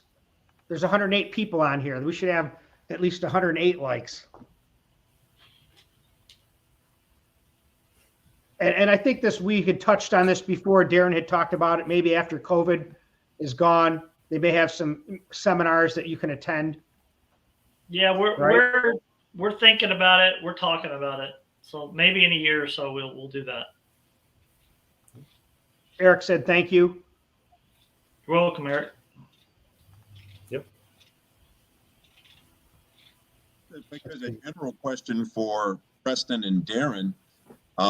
BES is an incredibly popular shop for good reason because of the character and integrity of the staff and the craftsmanship that comes out of there, no matter what kind of engine it is. How backed up are you guys? Are you guys like 6 months behind? What's the lead times looking like these days? You do truck pull, you do grudge, you do street motors. I mean, what are you guys looking at supply chain wise?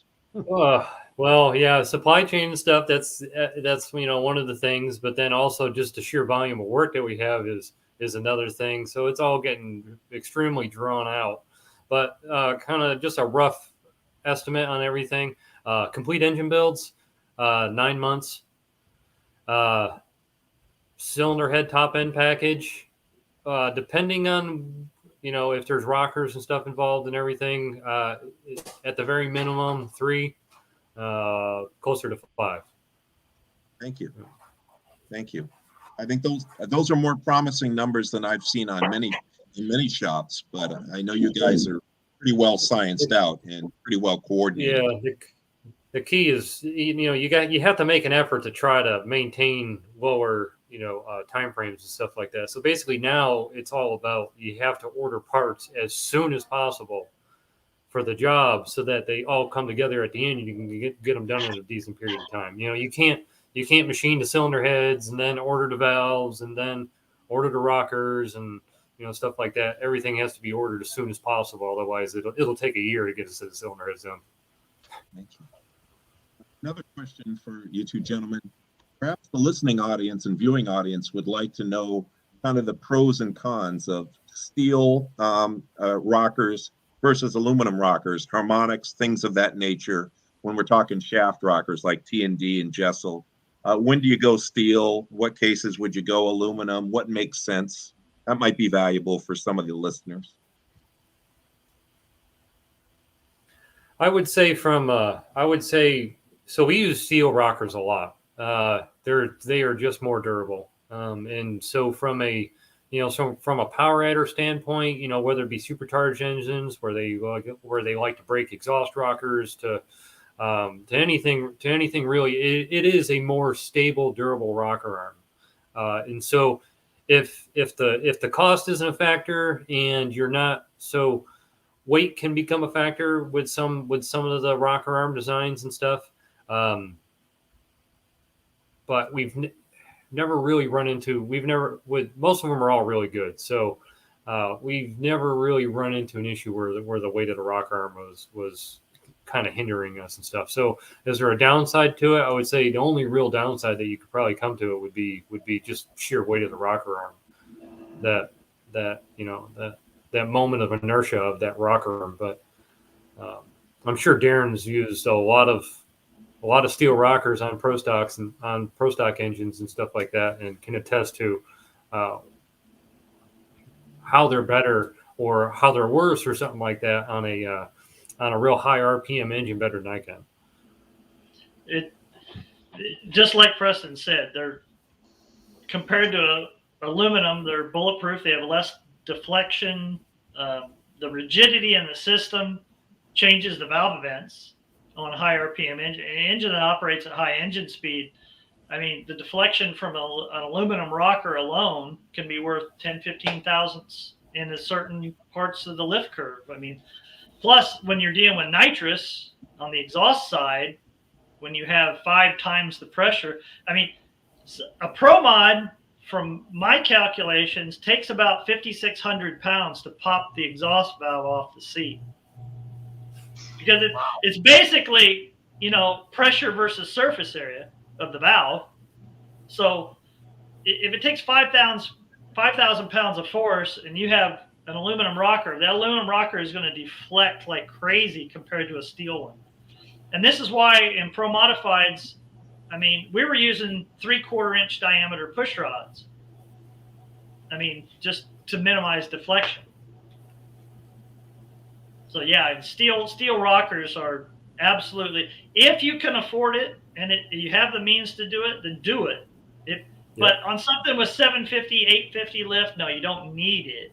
It's not going to be a huge gain, but once you get into 9 inches, 1 inch plus lift, yeah you need it. Thank you. I think that's valuable for our listeners. Can't hear you there, Rev. I say thank you. I think that's very valuable for the listeners. Thank you very much.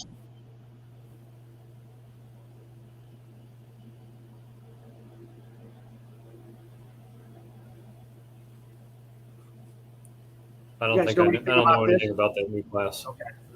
And I'll tell you, Rusty Glidden told me about this. I'll definitely look it up, though. I didn't know anything about it either, but Rusty Glidden, he was going to be on tonight, but he had something he had to do. But he was think about it. When I was a kid, you had IHRA and NHRA. That was it. You wanted a race, you went there. Now, I don't even know how many sanctioning bodies, classes, and organizations there are. I lost track. I can't keep track. Well, I think because it's getting to be Camaro Pro Stock, and I don't know how long that's going to go on, and people are getting kind of tired of it. So they're trying to bring back this AFX class. That I love new classes. I love it. Give me a set of rules. Preston, I love it. All you got to do is tell me what you want, give me the rules, and I will give you something that'll kick ass. That's our job. That's what I like. I believe very recently Chris Holbrook has signed on to re-enter the fray, and he's going to join that AFX class. I think at some point he had been kind of factored out of the factory stock class or whatever that other class was that runs those late models. And I think they had kind of, pencil whipped him out of it with different factors and things like that. And he had sold the car that he had that was wildly successful. But now I heard that he's joining AFX. So I think it's going to be an even playing field, and I believe he can maybe prosper there. So he's getting in the fray of this new AFX class. But I think it's the new Mustangs, though, if I'm not mistaken. That's what they're going to be running. I think so. Their own combination that they run. Yeah, I think so.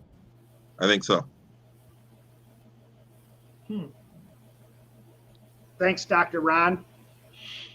Good to see you. Good to see Dr. Ron. God bless you, Dr. Ron.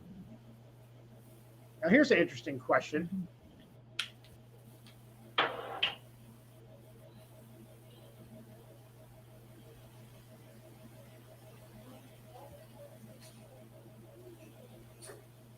I'd say you have to say yes.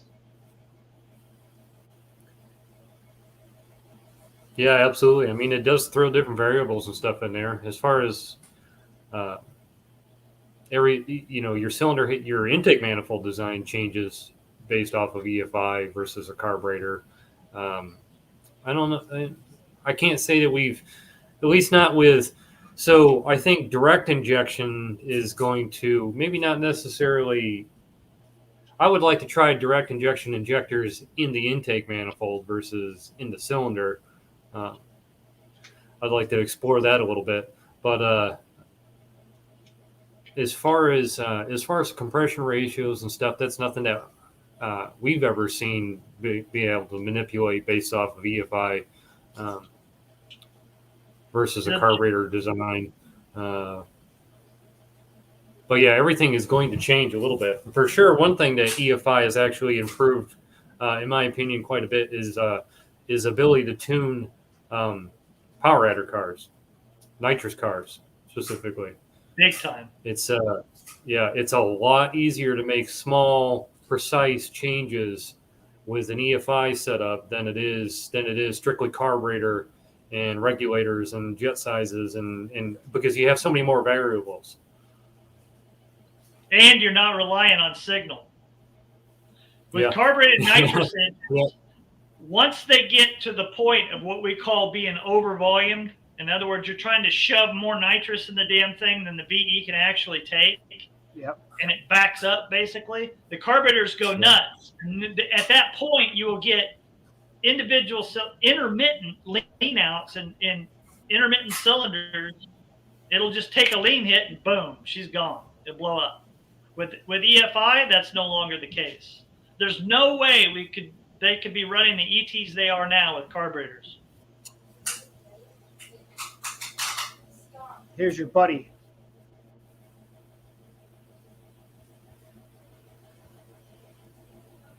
This is very true. It is. Yep. You remember him, right, Darin? Racer D? I can't think of his name now. I forgot. But you met him at the Engine Masters Challenge and hung out with him. He was on our last track, and I forgot his name right now. Maskin said it best when I asked him. I was 20 years old, and I asked him a question: where should the port flow? And his answer was everywhere. You can't sacrifice anything anywhere. You have to jump up on the flow curve as fast as it can and keep sailing. If you take from the bottom to try to give to the top, you lost. I mean, I never knew Maskin at all, but when I hear you talk about him and the stuff I've read, I mean, this guy must have been a freaking genius. I mean, the guy can do anything with any cylinder head, make blocks. Now, I'll tell you, I just learned this yesterday or the day before. Believe it or not, and I'm going to try to prove this, or I'm going to figure out how we're going to put this on the air or the video. But I talked to a guy named Rod Spadar. Now, he had a shop with his brother in Avon area with a guy named Bill Rolfe. And Bill Rolfe is who taught John Kazi. So he's hooking me up with Bill Rolfe. Hopefully we're going to have him on for an interview. When John just first started out, his shop was right next door. But he was telling me about Wally Booth and all his pro stock AMC stuff, how it got sold at one time. And he went to his garage, and on the shelf were aluminum AMC blocks that they were running in the pro stock. And they had painted them so you couldn't tell that they were aluminum. I mean, that guy, Maskins, had all, I mean, he probably cast his own cylinder heads and put the part number on it and did what he wanted to. You know what I mean? It's crazy, the stuff that guy could do. In that game, and I will say this, as far as I'm concerned, NA engine development is pretty much dead. You know, it died with the 10,500 RPM limit in pro stock. Mm-hmm. Mm-hmm. Yeah. And competition eliminator is basically the only class in the fucking universe where you can take a normally aspirated engine and push it to the limit. That's it. That's the last one. But there's no money in there. So you're not gonna have anybody that's gonna take a normally aspirated engine and push it to 12,000 and make 3 horsepower per cube. I mean, there are people out there doing it. Don't get me wrong. That they're pushing over 2.95 horsepower, 2.97. So there are people doing it. We have the technology. It's readily available. But the money involved in doing that and optimizing a combination like that is astounding. So it would take $100,000 to gain another 100 horsepower on a given NA combination when you can build a nitrous engine and put 100 shot on it and you're done. You know what I mean? Yep. So it's all about power now. It's all about power. Yep. It doesn't matter how you get it, just get it. Here's like a good example of going to the extreme on a iron head.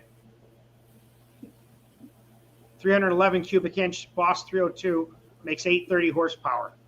Well, it's on your shirt, Darin. It's under the hood of that Maverick. So how long, I have a question. How long have you been working on this particular car and on that particular engine? How many years of your life have you invested in that one particular engine combination to achieve those results? And I think it would shock most people. Hey, I've been doing my same combination for 40 years. You know what I mean? And I only got to 775 horsepower. If you want to know how to race a Pro Stocker and build a Pro Stock engine, do this. Build a competitive Super Stocker that will run one second under the index. That's how you learn. That's how I learned. That's how my brother learned to think and actually build engines. Because in super stock, you have to optimize everything to the nth degree.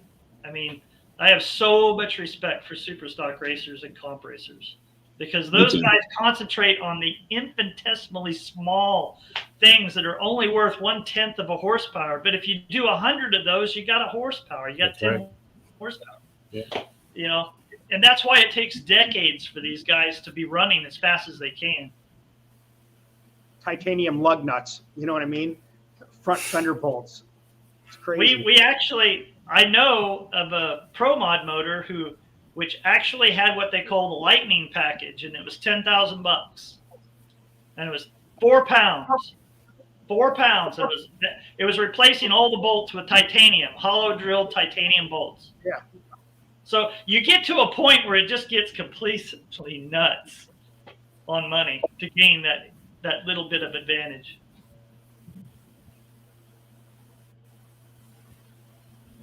What's up, Bob Mopar?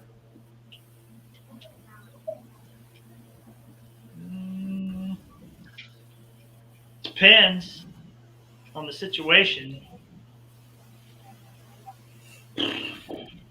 Yeah, I mean, it comes down to what you. This comes down to your engine limitations and stuff like that and everything. I mean, as far as quad geometry and stuff, some engines are terrible, but you can still make them work, and you can still do things with them and stuff. You might have to have a 10-degree longer camshaft in it because the push rod turns into an S while it's opening the valve and stuff like that. But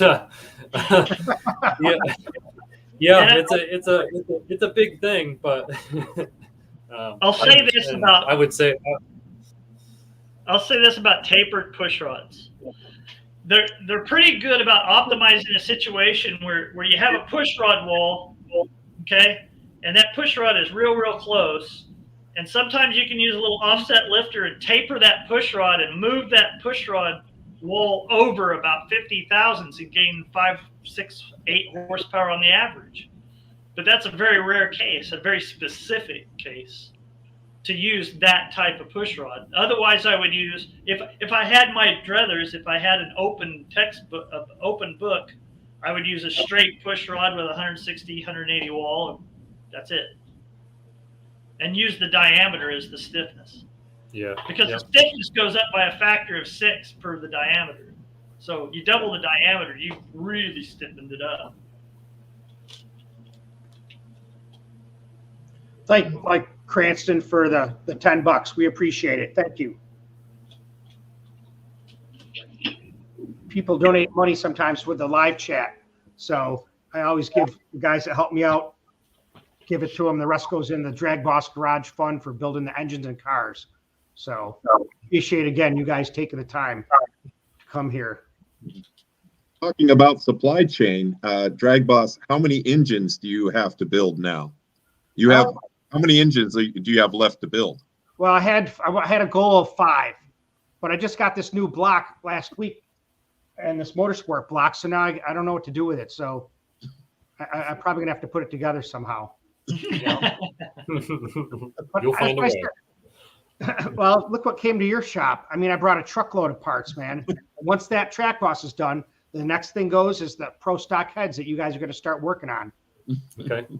And everything's labeled, and we're just going to start doing the projects and go as we go. And you have a bow tie in the garden as well, don't you? Didn't You know what? somebody bequeath a bow tie to you? Somebody offered me some Chevy engine. I'm not sure what it is, a Corvette engine. Mhm. The shop where that motor that I just dynoed, the guy that died with me, that died while I was working at his shop.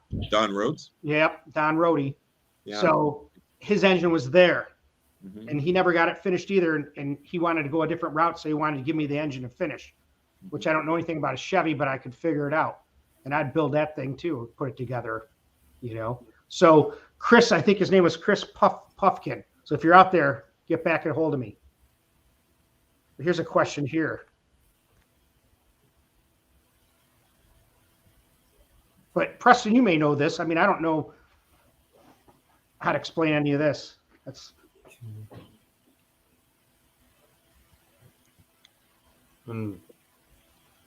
Not really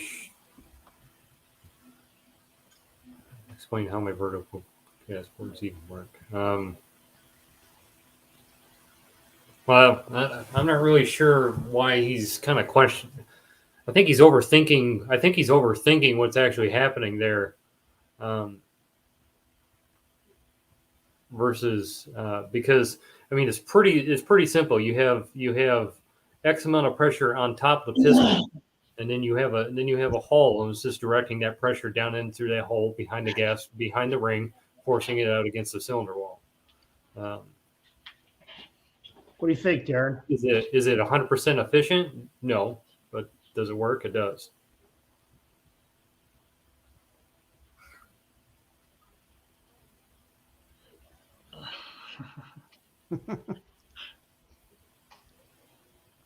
Pressure over area. Actually, all you're trying to do is just get the ring to react as fast as possible, however you accomplish that. How it actually works, oh, Jesus. I don't know. I can't go into that. I would have to research that one myself. I mean, sometimes we look at vertical versus lateral gas port. I mean, lateral is going to react slower because it takes a longer distance to get to the ring. So the pressure, no, I don't know how that works other than just it forces the ring out, and the more holes you have, the faster it's going to force the ring out. The whole idea is to get the ring to react as fast as possible.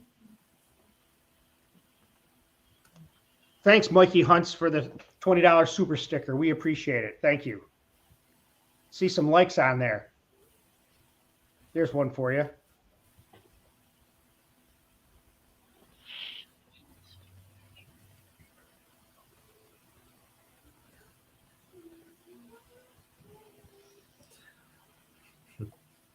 I would say I don't know.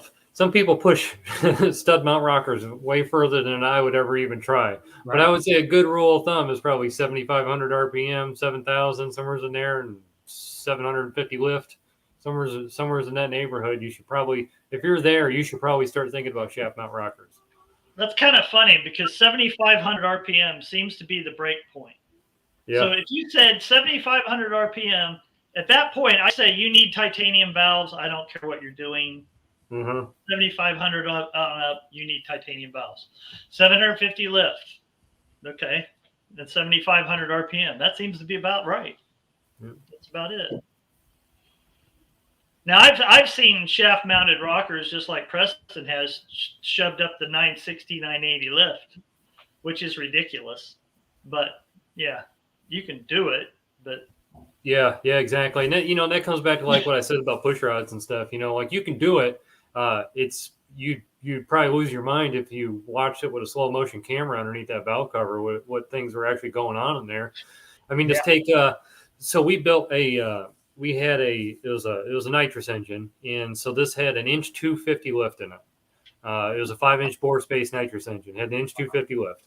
In the rocker arm geometry is the best you could get it.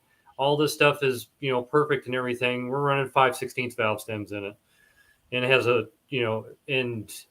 and so with an inch 250 lift, you have all that valve stem sticking up above that valve guide.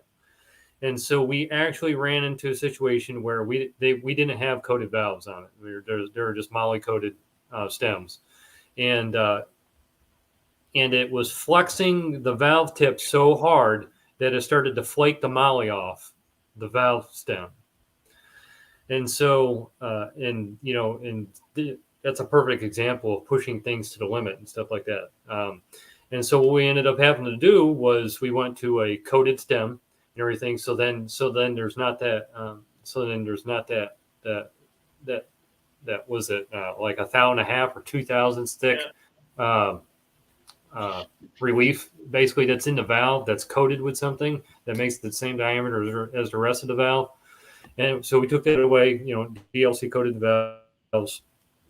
And then I actually removed all the valve guides out of the head, and I went to internal valve seals, O-ring valve seals inside of the valve guides, so then I could get just that much more valve guide sticking up to support that valve stem, and which only came out to like 175 thousandths or something like that, more area that more height that actually could actually gain on it. But we did all that, and then it stopped. Never had a problem after that. But it just goes to show you how far that stuff's moving.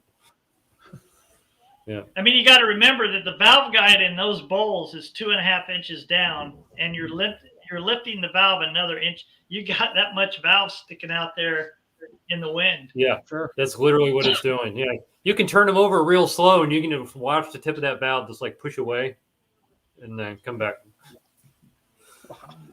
When I say it was 94, 95. LSM was coming out with some really radical grinds for some pro stock Lobes. And I told him at the time we had titanium valve springs, which would take anything you could throw at them. They disintegrated after like 2 runs, but they could take anything you could throw at them for like 1 or 2 runs.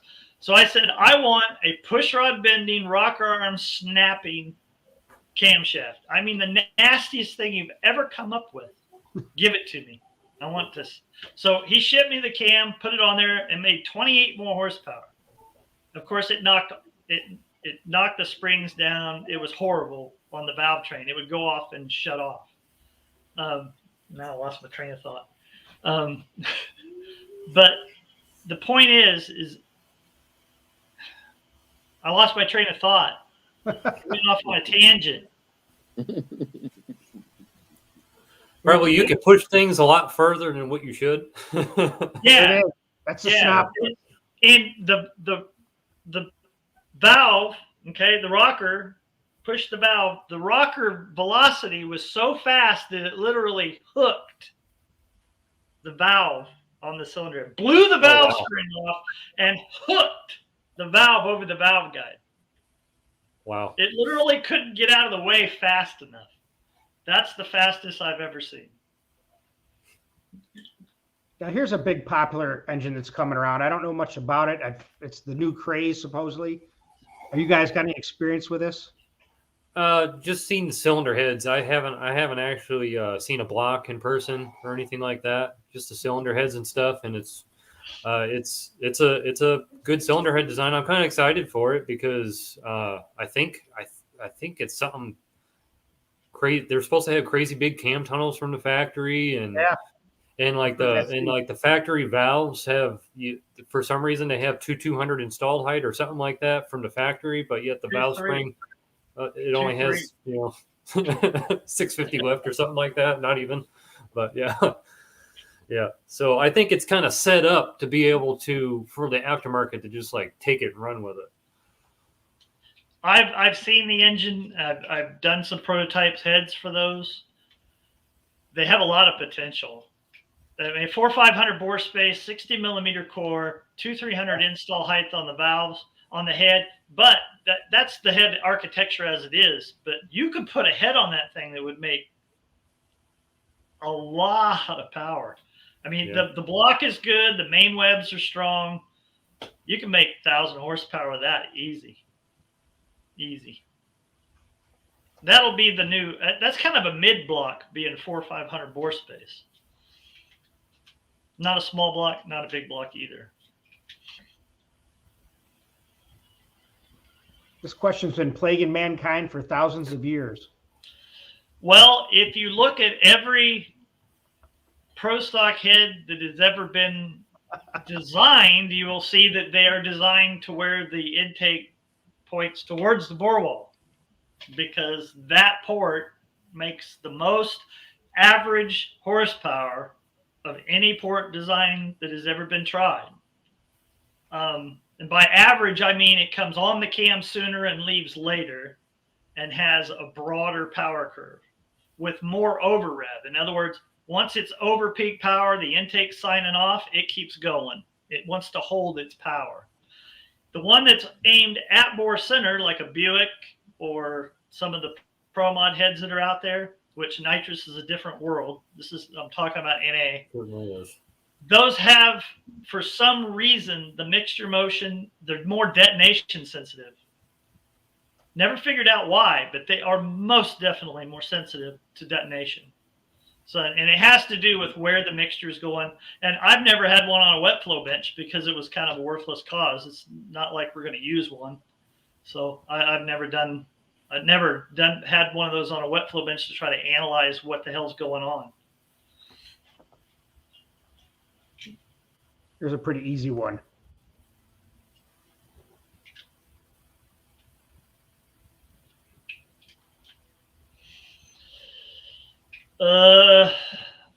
Yeah, 6061, but I like to use the 5240 or 5642 for the plenum because it bends easily. It doesn't distort as much, but 1/8 inch, anywhere from 80 to 125, usually 125 and 1/8 inch.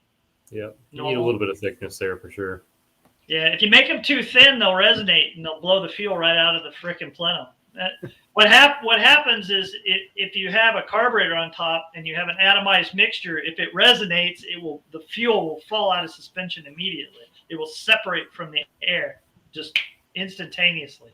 So if you have the right wall thickness, the cylinder head or the manifold won't resonate at the areas that it's not supposed to. But if it's too thick, for some reason, it won't run as good as one that's made with the right thickness.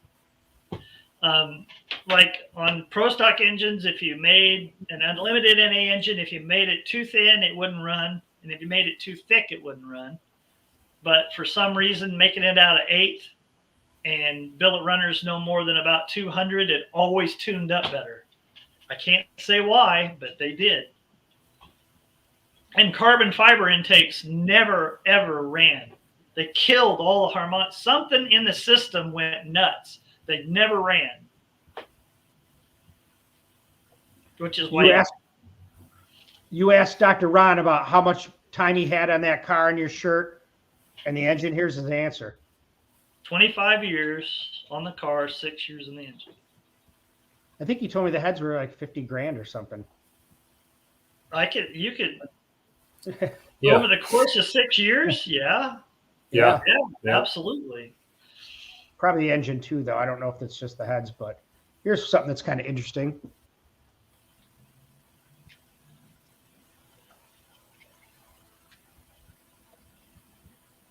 I have a 2100 valve and a 45 AC.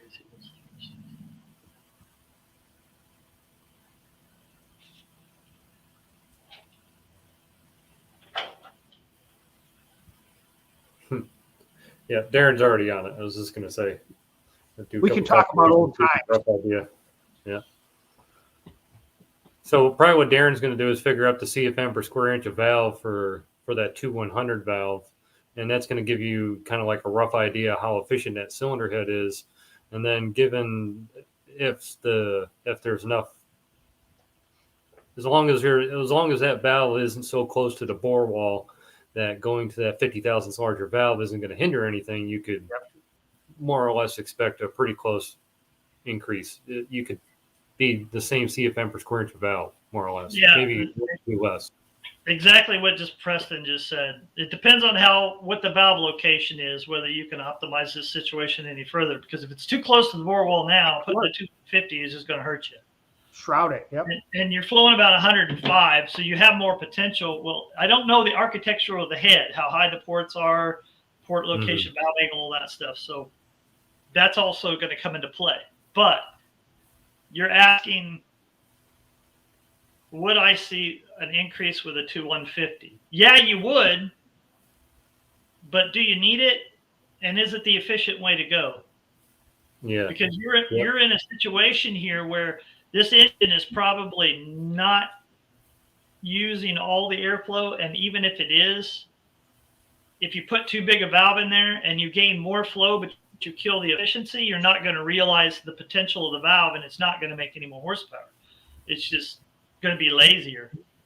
I would have to know what head we're dealing with and the engine combination itself. But the answer to your question is maybe. Okay. So this guy has a couple of good things to say. Darin's comment about pro stock.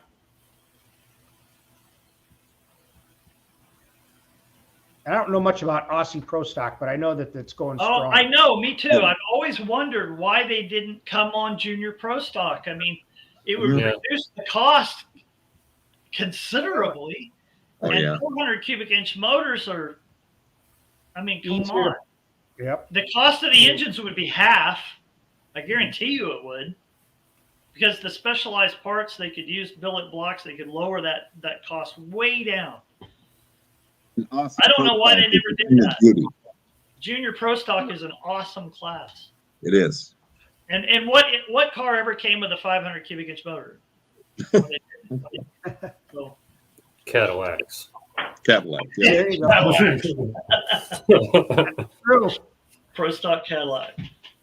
I believe that's why the Pro Stock truck tradition carries on. Those 360-inch Pro Stock truck engines that are still running around in comp and other classes like that. There's a certain nostalgia and romance for those small block, those small block class engines like that.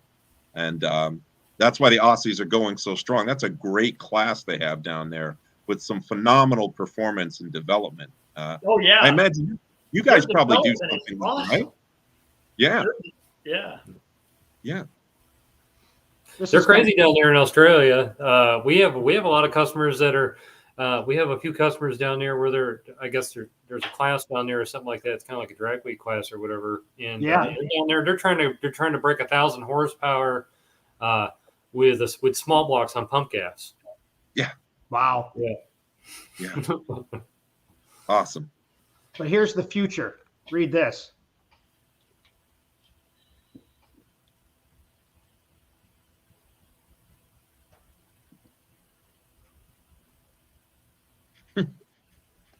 You're welcome. Yeah. Yep. Yeah, thanks, Mohan Performance.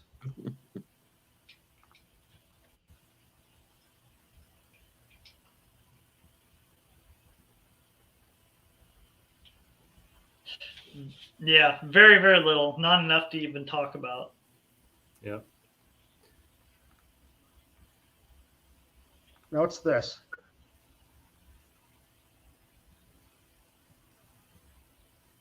Thank you. Because I always say right now I only have 14 good years left, man, and then I'm done. That's it.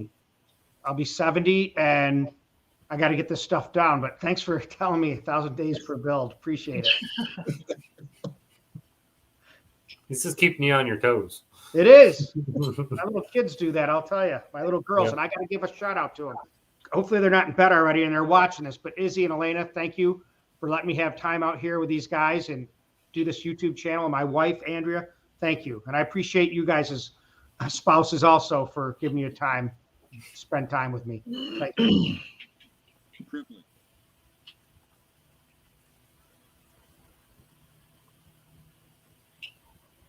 Scott's got a lot of questions. Oh, boy. Yeah. Well, I would say that. Don't buy a Yeah. Surrey. Go ahead, Darin. There, I said it. I said it. Don't buy a Surrey. Now, the 3100 machine was an awesome machine. I love them. With the proper tooling setup, you can achieve awesome results. The Rottlers, I mean, the ones we have at the shop are awesome. You can achieve really good results with 99% of the machines out there. It's just the time it takes to do that and the cost of doing it. So, the new and contour machine, there's nothing on the planet Earth better than a new and contour. But in a production atmosphere, in something where you're doing a lot of work very quickly and accurately, quick is not its main selling point. It's accuracy. Yes, you can achieve within 1,000 results on what we do, and you can achieve 1/10,000th of an inch results on a new and contour. But in the grand scheme of things, that's not going to affect the way the engine runs. Yeah, I would say a contour is better for, say, like a shop where that's all that you're doing is just like one-off, just complete development stuff or something like that. Because then it'd be awesome because you'd be able to change your seat angles and stuff like that. It opens up your possibilities tremendously and stuff. But like he said, from a production standpoint, where you're doing a lot of different things, or you need to do things fast, and that 1,000th seat run out, you'll never see it on anything, as far as horsepower wise or anything like that. So yeah, it's you got to find the right machine for what you're doing. It's a balance. They all have their pros and cons, and it's a balance between everything. The Rattlers are really good. The Rattlers are really good. They do everything. They do everything good. Do they do everything perfect? No, definitely not. But they do everything good. Yeah. Thanks, John. Tuition for tonight's class. Thanks, man, for giving. And then Racer D was talking about the gas porting again. I don't know if we still want to talk about it. I'll kind of put his comment up there. But the air's coming out of the ports, not in. So read that, and I'll put up the next comment. I see what he's saying.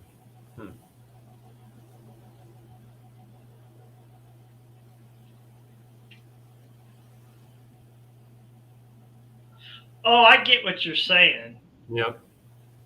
I see what you're saying. So yeah, okay. So if you look at it as a non-compressible fluid like hydraulics, it would be a 1-to-1 ratio, because since it's a compressible fluid, yeah, it's not going to directly react. But let's put it this way: the amount that it reacts, which is very, very, very little, is enough. Yeah, and it's kind of like, and that's the whole. And I mean, that's also the reason why lateral gas ports actually still work and stuff, because there is that area around the OD of the piston that the pressure goes into, and it would be able to push on the backside of the ring. And it's like I said earlier, with the vertical gas ports, they might not be the most efficient, but kind of like what Darin said, it's not necessarily 1-to-1 or anything like that, but it is still working, and it's still doing something. Thanks, John. Again, thank you. Experience with small block Mopar and advice. Now here's a good one. In the fact that these parts are expensive. I mean, I'm just guessing. A sheet metal tunnel ram custom made. I mean, to me, right off the bat, you're looking at $4 or $5 grand for one of them. Yep. That's probably low. Marcella, it depends what it is, and it also depends on who you get to do it, and if they have the jigs to do it, meaning they've done that before, so right, they could do it more economically the second time. If it's a one-off that would be a one-off prototype for us, and that would be expensive. It would be an easy, probably closer to 6,000. It'd be an easy $6,000 on it. So maybe Mikey and I can split it, and we'll get 2 of them made. Well, actually, I will say that you could go to Hogan's. Hogan's Yep. has probably done one of those. Oh yeah, And he's once he does a jig, he can do them economically after that. So call him. there you go. Just a quick shout out, Anthony. You get me his number, and I'll talk to him. We'll get him on here and we'll talk. You know, information is good for all. So you get him on there. Get a hold of me. So I was wrong. 50 grand for the engine. So you can tell the cylinder heads right there are probably about 15 to 20 grand probably, that build. I mean, if you look at it is the technology, but it's the time that it takes to do a set of super stock heads is enormous. The heads that I did for like A-Bear and I forget the other guy's name, and super stock AH, the Hemi cars. I mean, those 426 Hemis take 4 months. I mean, constant machining, welding, manipulating, moving. Oh my God. The super stock CS of Venice Perno. Yeah, I know those heads took a year and a half to do.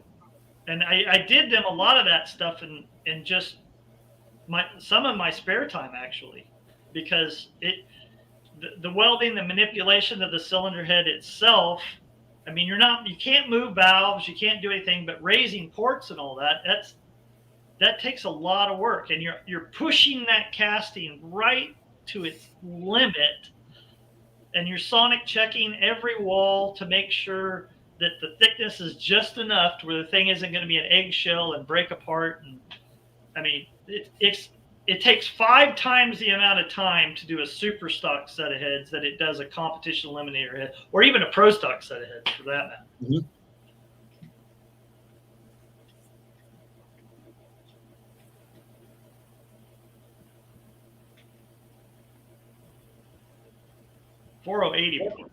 I'm a Ford guy. LS3 based engine. What head would you? How much power do you want to make, and what RPM range do you want to operate that engine in? And then I can tell you what head you need. Okay. If you want to run pump gas and maintain under 7,000 RPM, then the stock LS3 heads is what you should be running. If you want to go to a roller cam, then the aftermarket heads or nitrous or power adder, then yeah, you need to go with an aftermarket cylinder head. And there are a plethora of those. So it really depends on what you're doing. So if you called the shop and talked to Preston, he would talk to you about what your goals are and then figure out what you need and then figure out the most cost-effective way to get there.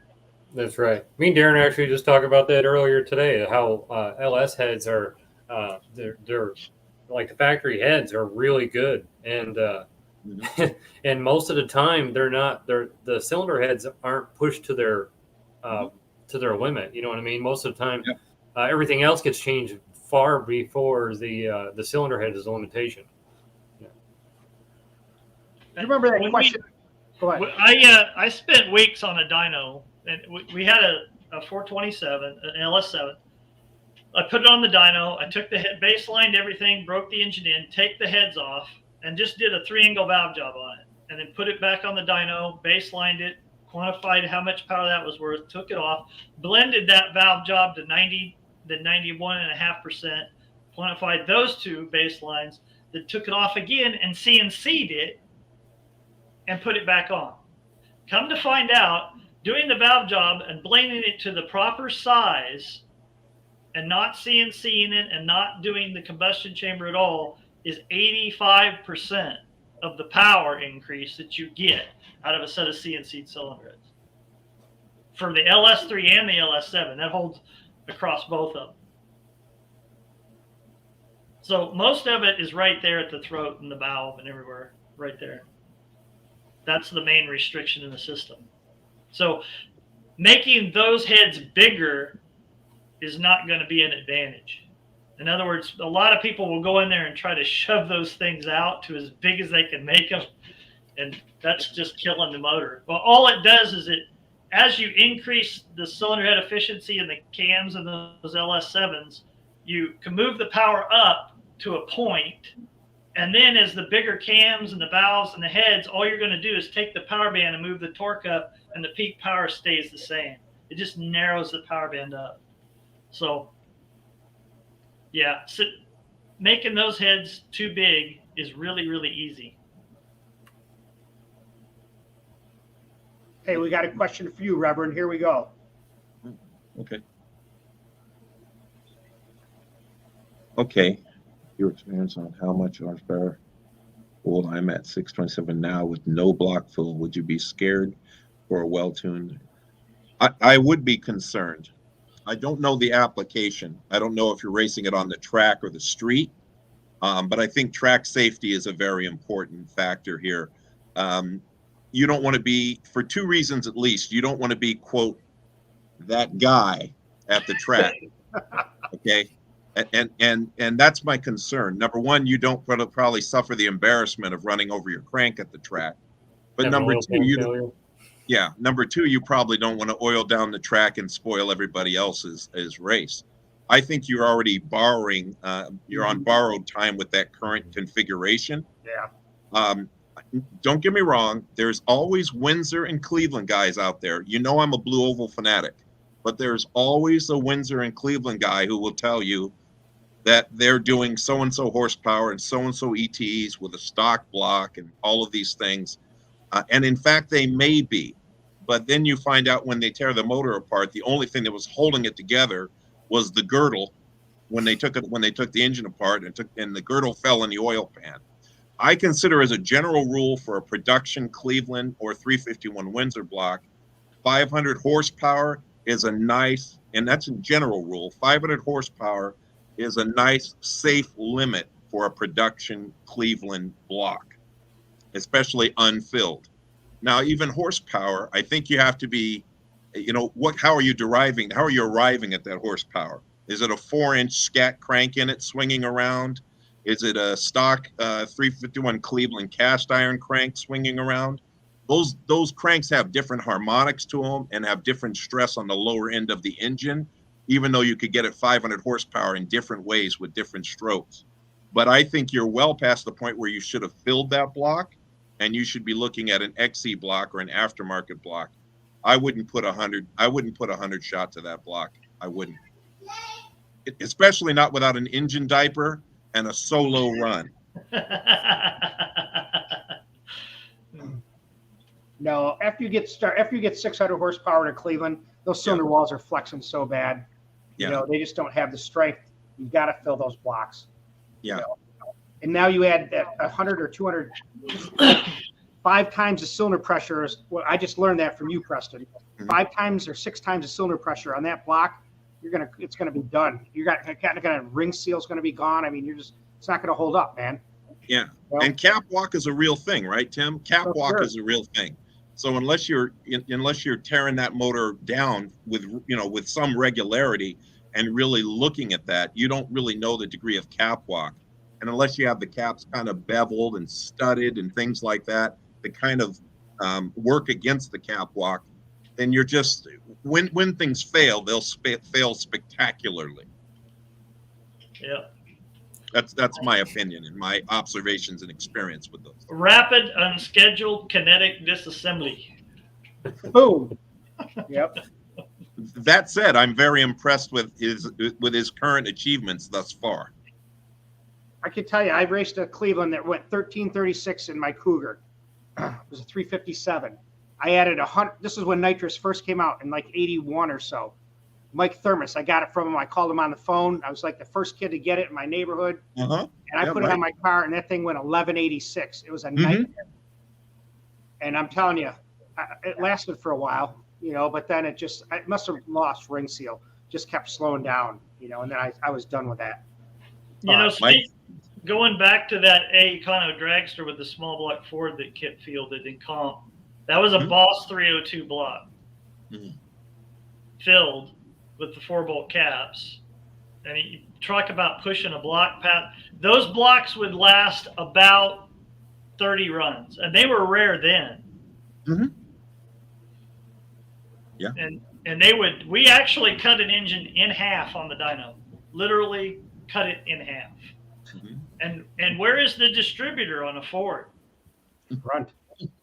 Yeah, guess what the front 4 cylinders did? Yeah, they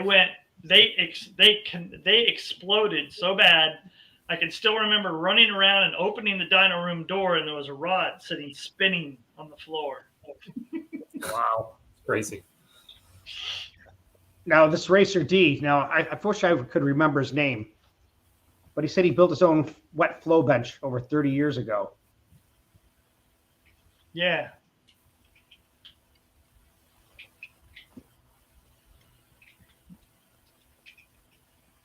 I'd love to spend some days with you on that bench, but I can't speak to it because I've never tested that way. Now on the open flow benches, I guess you could call that a closed system wet flow bench, but on an open system wet flow bench like we use, whatever you see at max, about 85 to 90% of max valve lift, what you see in the combustion chamber is exactly what you see in the burn pattern on the piston. And that is what convinced me that the tool was useful. That very thing right there is what convinced me that I could actually see a change, a cause and effect here. And it correlated exactly with the running engine. So it is a useful tool. And what he's speaking of might be even more useful. I don't know. I've never played with one.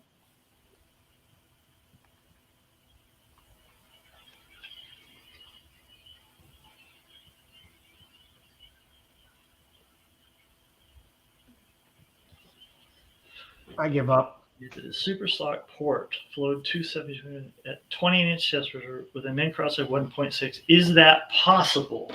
And if so, can you explain how? Is that possible?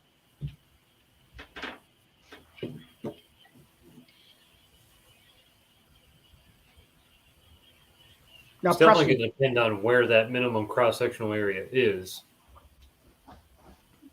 But that seems that does seem like it's 168 CFM per square inch. Yeah, that's pretty high. Not possible. Yeah. All they did is switch the flow bunch numbers around to make it what they wanted. Even if you formed a Venturi downstream to fool the air into throwing you a 120 number, no, I don't think that's possible. I don't think that's possible. How about this? Is this possible? At 28 inches, let me put it this way. At 28 inches, you can't exceed 350 feet per second average airspeed because 146 CFM per square inch of valve area coefficient is the same as 350, and 350 is the same as 28. They're all different units, but that's all there is to a flow bench. So, no, that's not possible. That's a tough question again. That one with a rope. How much rope do you have? Well, let's help him out here. Let's talk about Australian Pro Stock. At least 1 year, the champion was a Mopar small block that was just killing it. I assume it was a W7 or a W8. It just bombed that class. So does Preston or Darin have any experience with the W7, W8 head? Well, the engine architecture itself, when you're trying to get the biggest valve you can and the most over square engine you can to create the most NA power period, you need a high over square engine and you need a big bore. So bore stroke ratio is really high so you can get a big valve in there to feed the engine at higher engine speeds. The Mopar has a wider bore spacing. You can put a bigger bore in that Mopar engine than you can the Chevy. So you can run a bigger valve at the same efficiency, moving more air. RPM is going to go right up, power with it. So, yeah, I know what engine you're talking about. What bore spacing is a Mopar small block? 4470? Yeah, I was gonna say I think it's 4460 something or Okay. Yeah. Like Ford's what, 4.38? Yeah. Right. Chevy's 4400. Yeah. So right there it gives you, if you put a bigger valve in, you have less shrouding with a cylinder wall. That's right. Right? So you can run a bigger valve at the same efficiency level. Yep. Boom. Man, that's more power. More RPM.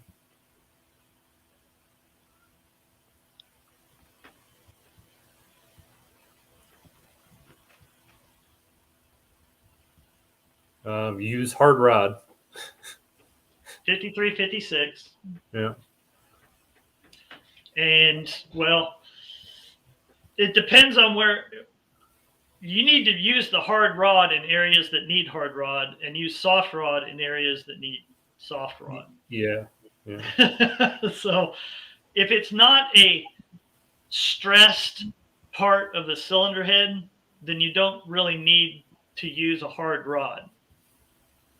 If you're going to use filler around a port, you can use 40-43. If you're going to do a stud boss, a seat register, around the combustion chamber where it has to seal, you got to use 53-56.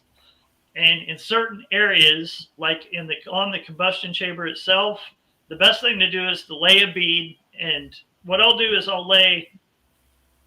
use 280 amps, and I will at about 75 hertz, low hertz, a lot of penetration, and I'll get 2 1/8-inch rods twisted together and lay big beads, and then grab the air hammer before it cools and whack the air hammer across it and smash those beads out.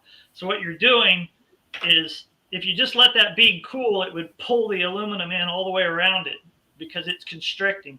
So as it's cooling, if you hit it with an air hammer, it will forge itself out. It will become more dense, and it will relieve the stress in that area. So, yeah, that's the best advice I can give you.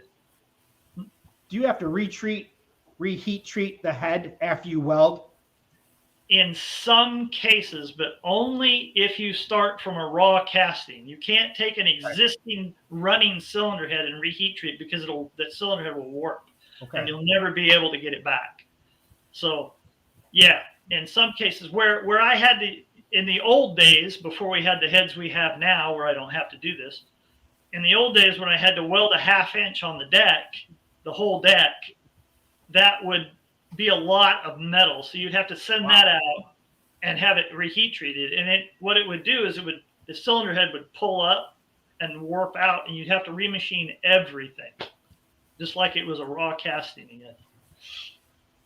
So we don't have to do that nowadays. We have castings. We have cylinder head designs now that, yeah, those days are almost over. But can I ask though, Darin and Preston, in special circumstances like a vintage aluminum Chevy head, whether it's a prototype or an L88 head or something like that, or a rare AMC head like a Herb Brewer head, or an SK aluminum head for Ford, you would be called upon to do what you could to save a vintage head like that. Oh yeah. Right? Yeah. You can get cylinder heads, it's only worth it if it's something like what you're talking about. But you can get cylinder heads like that where if they're just too soft to even run anymore and stuff, and you can actually get them re-hardened and everything without completely destroying the cylinder head and having to completely go through everything. But it's not like a typical heat treating process. It's kind of a specialized deal, and we do that once in a while with stuff. But we send it out and have it done. But it is possible. Yeah. Thank you. I just wanted that there for any folks that have those kind of rare, factory prototype or off-highway heads that are irreplaceable.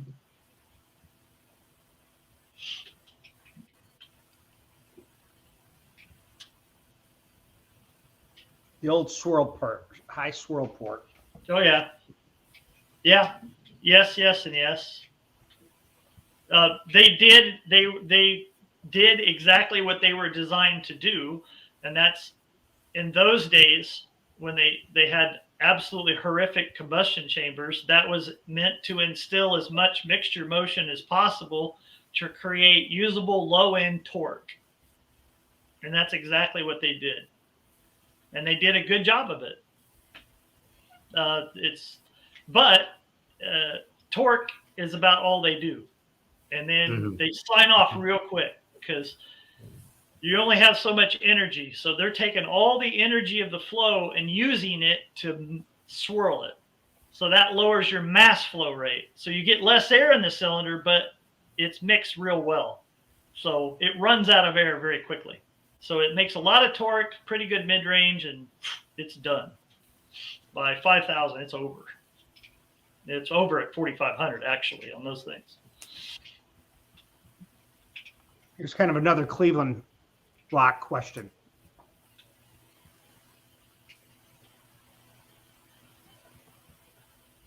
Let's assume, by the way, that it's filled up to the water pump holes. Some people fill them up to different levels. So let's work under that assumption. Is that safe, Tim? I think what he's saying is he's got a cylinder sleeve in it. Not that the block's filled, is that he has a cylinder sleeve in it. Sleeve filled. Okay. In a sleeved filled cylinder. That's what I'm thinking with 2-bolt. Okay. Which, I mean, they say a sleeve. You guys know this better than I do. Once you put a sleeve in a block, it's just as strong as it was, they say. I've heard that. If done correctly, yeah. Okay. Yeah.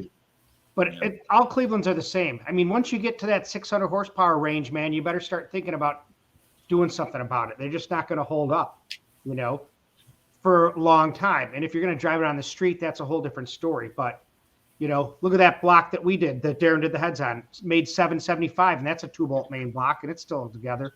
Is this gentleman Australian? No, I think he's here. Well, no, not when you see 250 rear wheel kilowatts. Yeah, that's what I was going to say. Yeah. Imported 2Vs, those are, he's probably from Australia. Not sure what the conversion is on that. Let's also factor in that if he's got a 408, depending on the ring package and things like that, the rod angle and the stress on the cylinder wall and how far out it might be pulling out on the bottom of the bore. I think that factors into the longevity of the engine as well. You know, you're fine up to about 600 horse. Once you get past there, you better start thinking about stuff. Yeah. Which is why I tell everybody 500, just because I'm a fraidy cat. But 600, yes. Nah. Well, you have to make it to the end of the racetrack in order to win. So that's true. You got to get there too. Tony says that all the time. So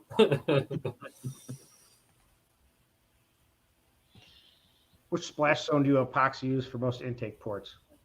That's a good question. By the way, 100 kilowatts is 135 horse. He was what, 205? Okay, so he kind of had the safe one. He was 250. 250. So 340 horse. Oh, he's in pretty easy territory now. Yeah. I gotta give a big shout out to Ernesto Lauren. You answered a couple of his questions. He just donated $249. So thanks, Ernesto. Appreciate it. Thank you, man. That's very generous, my friend. Yeah, there's a few people. There's a few people that I notice, and that will give super chat stickers and stuff. You know, which is very helpful for DragBoss Garage.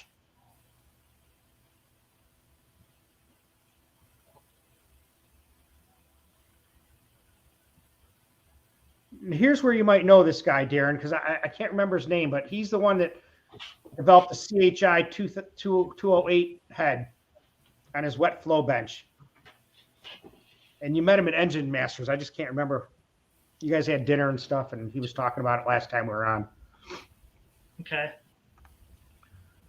And this is what we come up. The bore spacing is what, 4.46 for small block Mopar. Yeah. Yep. I mean, that's a big advantage compared to Ford's 4.38. Yeah, Yeah. Absolutely. Every little bit counts, especially yeah. in a class like that. Every little bit. that's a big advantage. Yeah. So I think he should focus just from a packaging standpoint on lifter angles on those small block Mopars. On the production ones, there's certainly challenges with lifter angles. So if he can get an aftermarket Mopar block, depending on how fast he's trying to go, then that's something that should be looked at from the beginning.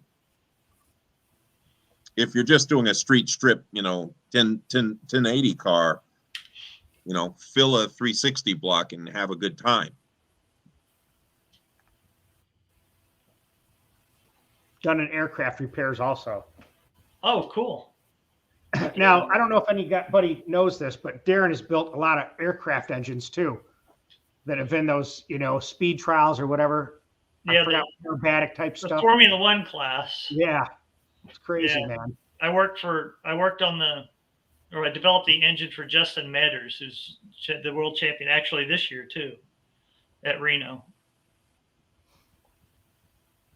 That's basically a Lycoming 150 is all that is. I mean, we're talking 1938 technology here. So it was extremely challenging that of those engines, because the rules are, the camshaft is actually regulated every 20 degrees. I mean, they dial the cam in every 20 degrees. I mean, you have no leeway. I mean, it's got to be stock components, stock piston weight, stock ring, everything stock. So the only thing you can do is optimize the induction system. That's basically it. That's all you can play with. And that's what we did.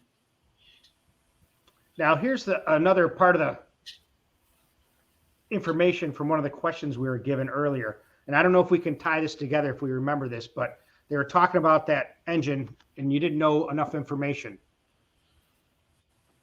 Do you remember this question? Yeah.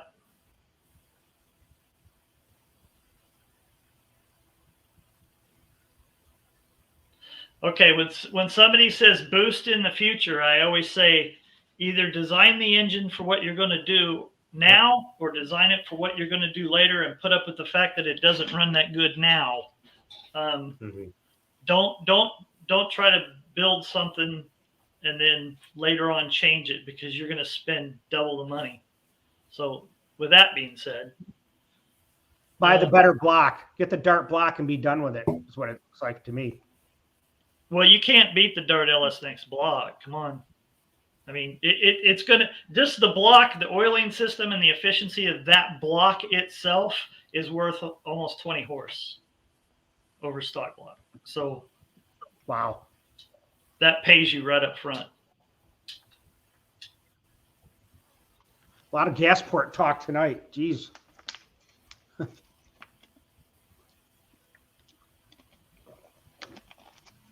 That's true.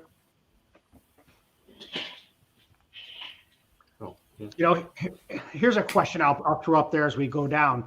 But I run a vacuum pump on my Cleveland. I'll tell you, I never seen any difference on the dyno or the track. And it never gets oil in it. I never had any issues with it. It's, lightweight piston rings, gas ported, the whole 9 yards, all set up for it.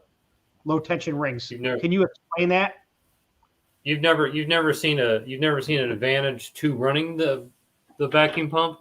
Never made any more horsepower. No, nothing. How much vacuum are you pulling? I was being safe at probably 10. I think I may have went to 12, but that's it. Yeah. So up until about 14, 15 inches of vacuum, you could very well not see any kind of a gain. That's all. We actually did that test on an Engine Masters engine at School of Auto Machinists. So we were trying to figure out a good way to pull vacuum on the engine without using a vacuum pump, and because of the rules and everything, and we wanted to see exactly how much vacuum we had to pull on the engine in order to see a gain from it. And so we put a vacuum pump on it and we stepped it up incrementally to actually see a gain. And it wasn't until we got to about 14 or 15 inches of vacuum on it that we actually seen an increase in power on it. When I tested So on you the could be- dyno, I went 14 and that was it. Yeah. So you could be kind of, and it also has to do with blow by on the Sure. rings and stuff like that and everything. There's a lot of variables to it, but yeah, I mean, you could be kind of on the lower end of it and not actually be seeing anything. And unlimited, to really see all the potential, you need 22, 24 inches. That's Yeah. Wow. But it'll stop any oil leaks that you have in your engine. Yeah, that's true.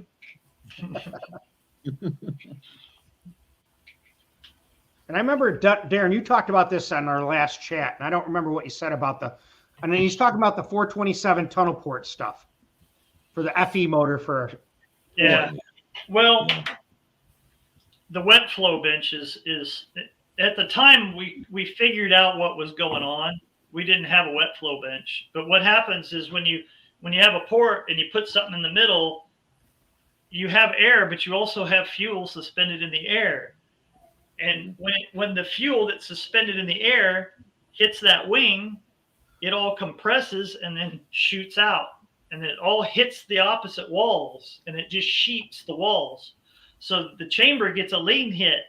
Got it. In other words, it's the fuel goes in there, but it's not atomized. So you're lean as far as the mixture is concerned.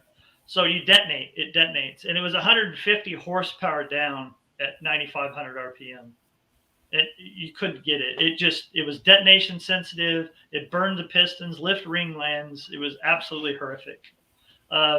Junior Johnson in 1990 came out with the tunnel port Ford head, which was huge, tall head. It was massive. It was like the SC2s of today.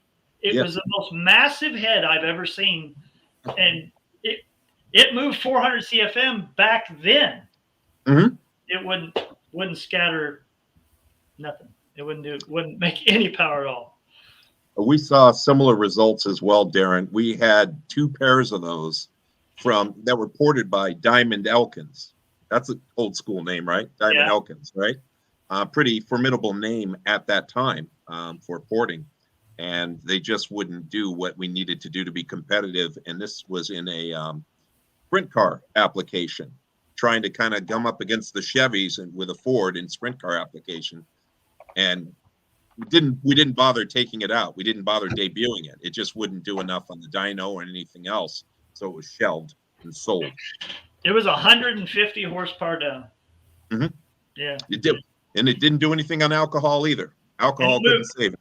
Those heads moved 50 CFM more than anything out there at the time. Yeah. Let's see here.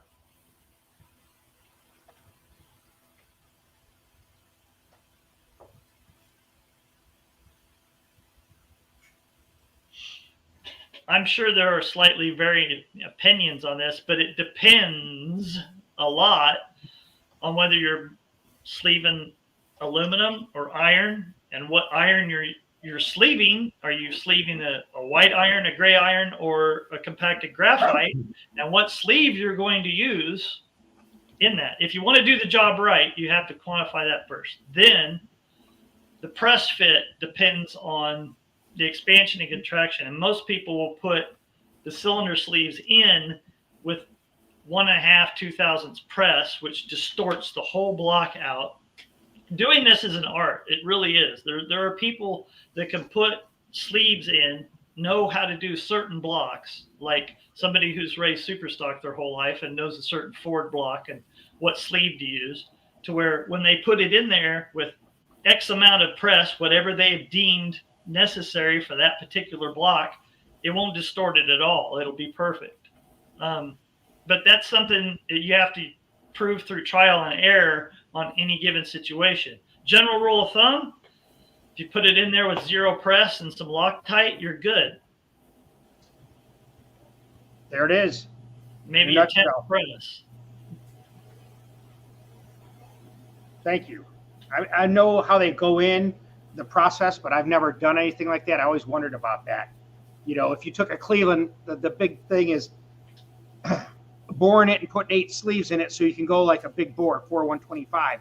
Problem is, by the time you bore it out to put 8 sleeves in, the whole architecture of the block is changed and weakened. it's not very stable. That's why they used to furnace braze them back in the pro stock days. Now, And, you can do that. You can even wet sleeve a block correctly and not instill that stress. The problem is when they put too much press, or the machining is inadequate or not exactly right. And what happens is when you instill stress in that block, it won't stop moving. Your cylinders are going to go out around and out around again and out around again. And it's going to take 4 or 5 hones to get it to stop moving. And you can't afford that.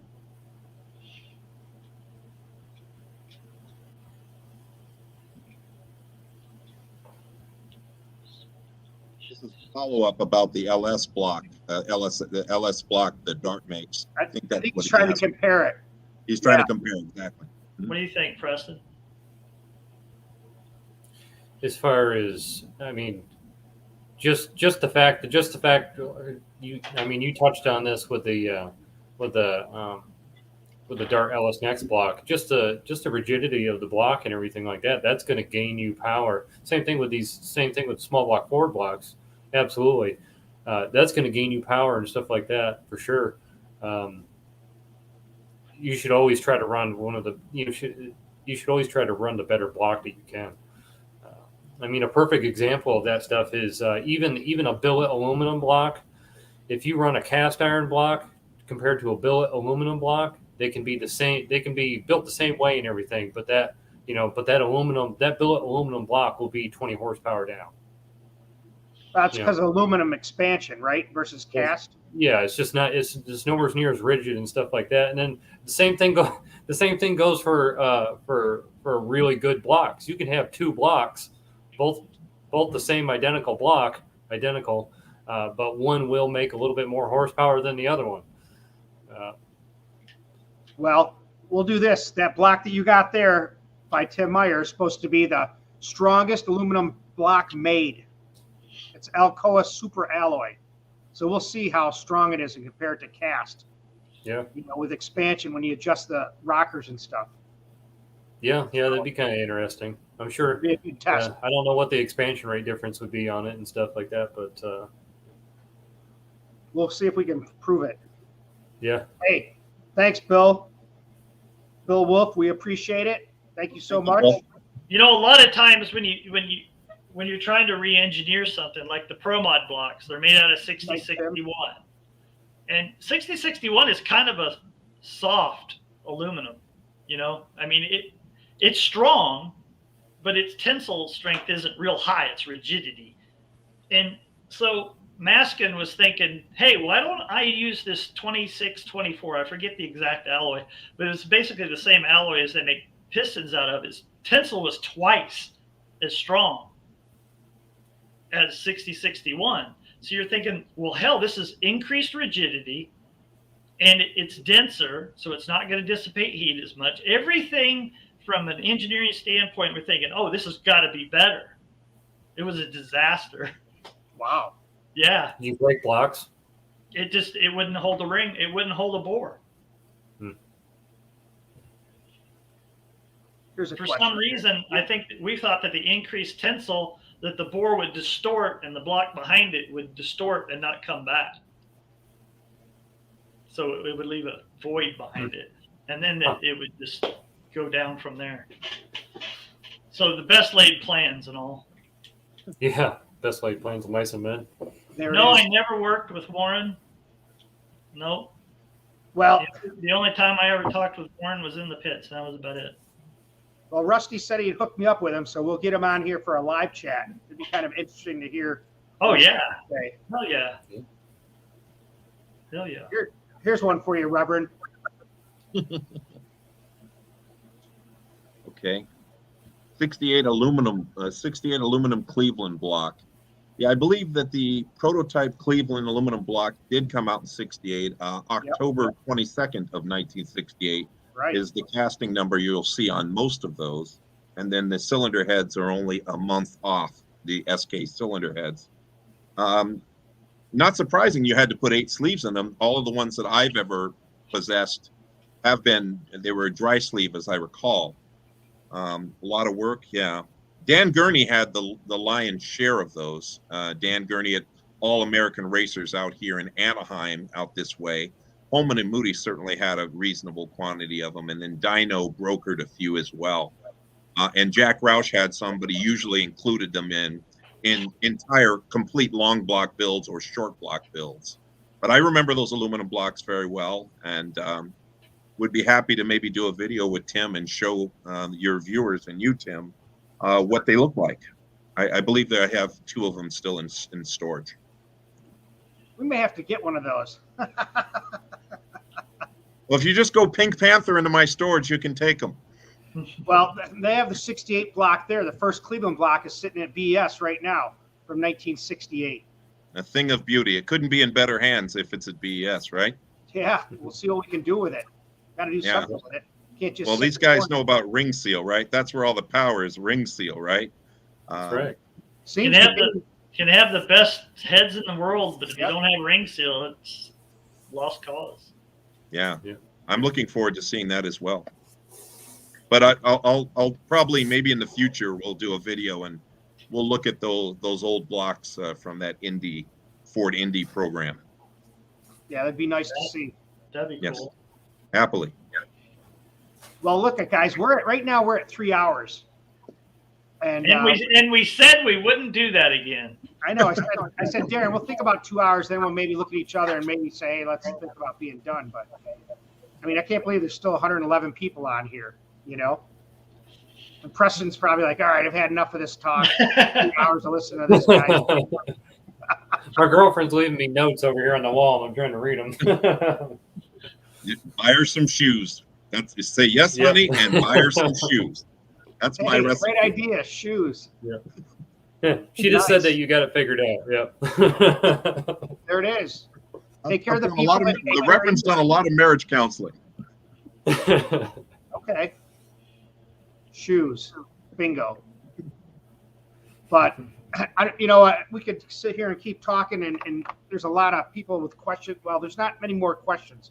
So if we're going to break it, this would be the time to do it.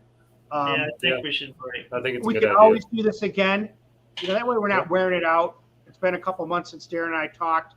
The Reverend and I are going to have our own live chat again. Maybe go over Bob Mullen's cylinder heads development. Mm-hmm. I got some letters from Mopar that were sent to him about developing the W2 head. You know, I got some cool pictures, and I'd like to get into that too. So that's what we'll probably do. Let's end it here, guys. 108 people. I appreciate you being here and giving us the thumbs up. Appreciate the money that you've contributed to DragBoss Garage, and we'll let you know where it's going so you can keep track of it and enjoy the builds that we're going to do. I talked to Tony this week. He said he wants to do a live chat, whether it's just him and I or you guys. Yep. He said he would do it. Yep. Yeah, that'll be a good thing. You need to get him on there with you, so you guys are kind of like one-on-one and stuff, and that'll be a real good thing for him and stuff. He's a wealth of knowledge, and I think that'll be a good podcast for sure. I think it'll be great, you know, just to let our subscribers, the guys that are watching this, see, because I mean, you want the racer's edge, you want to go fast, you got to be with the fast people. You got to do what they're doing or find out what they're doing, you know. So this is a good place to be. So I appreciate all you guys stepping in. I'm going to shut it off now. Hold tight while I end it. Hang on, guys. And stay tuned. Wait till you see the video coming up next. I'll probably put up tomorrow. I didn't get it up today. It's going to be John Kazi's Engine Masters 415 cubic inch Cleveland making 725 with a 830 Holly, Kyle Petty's Holly. So I'll put that up, and then we'll keep going. So stay tuned, guys.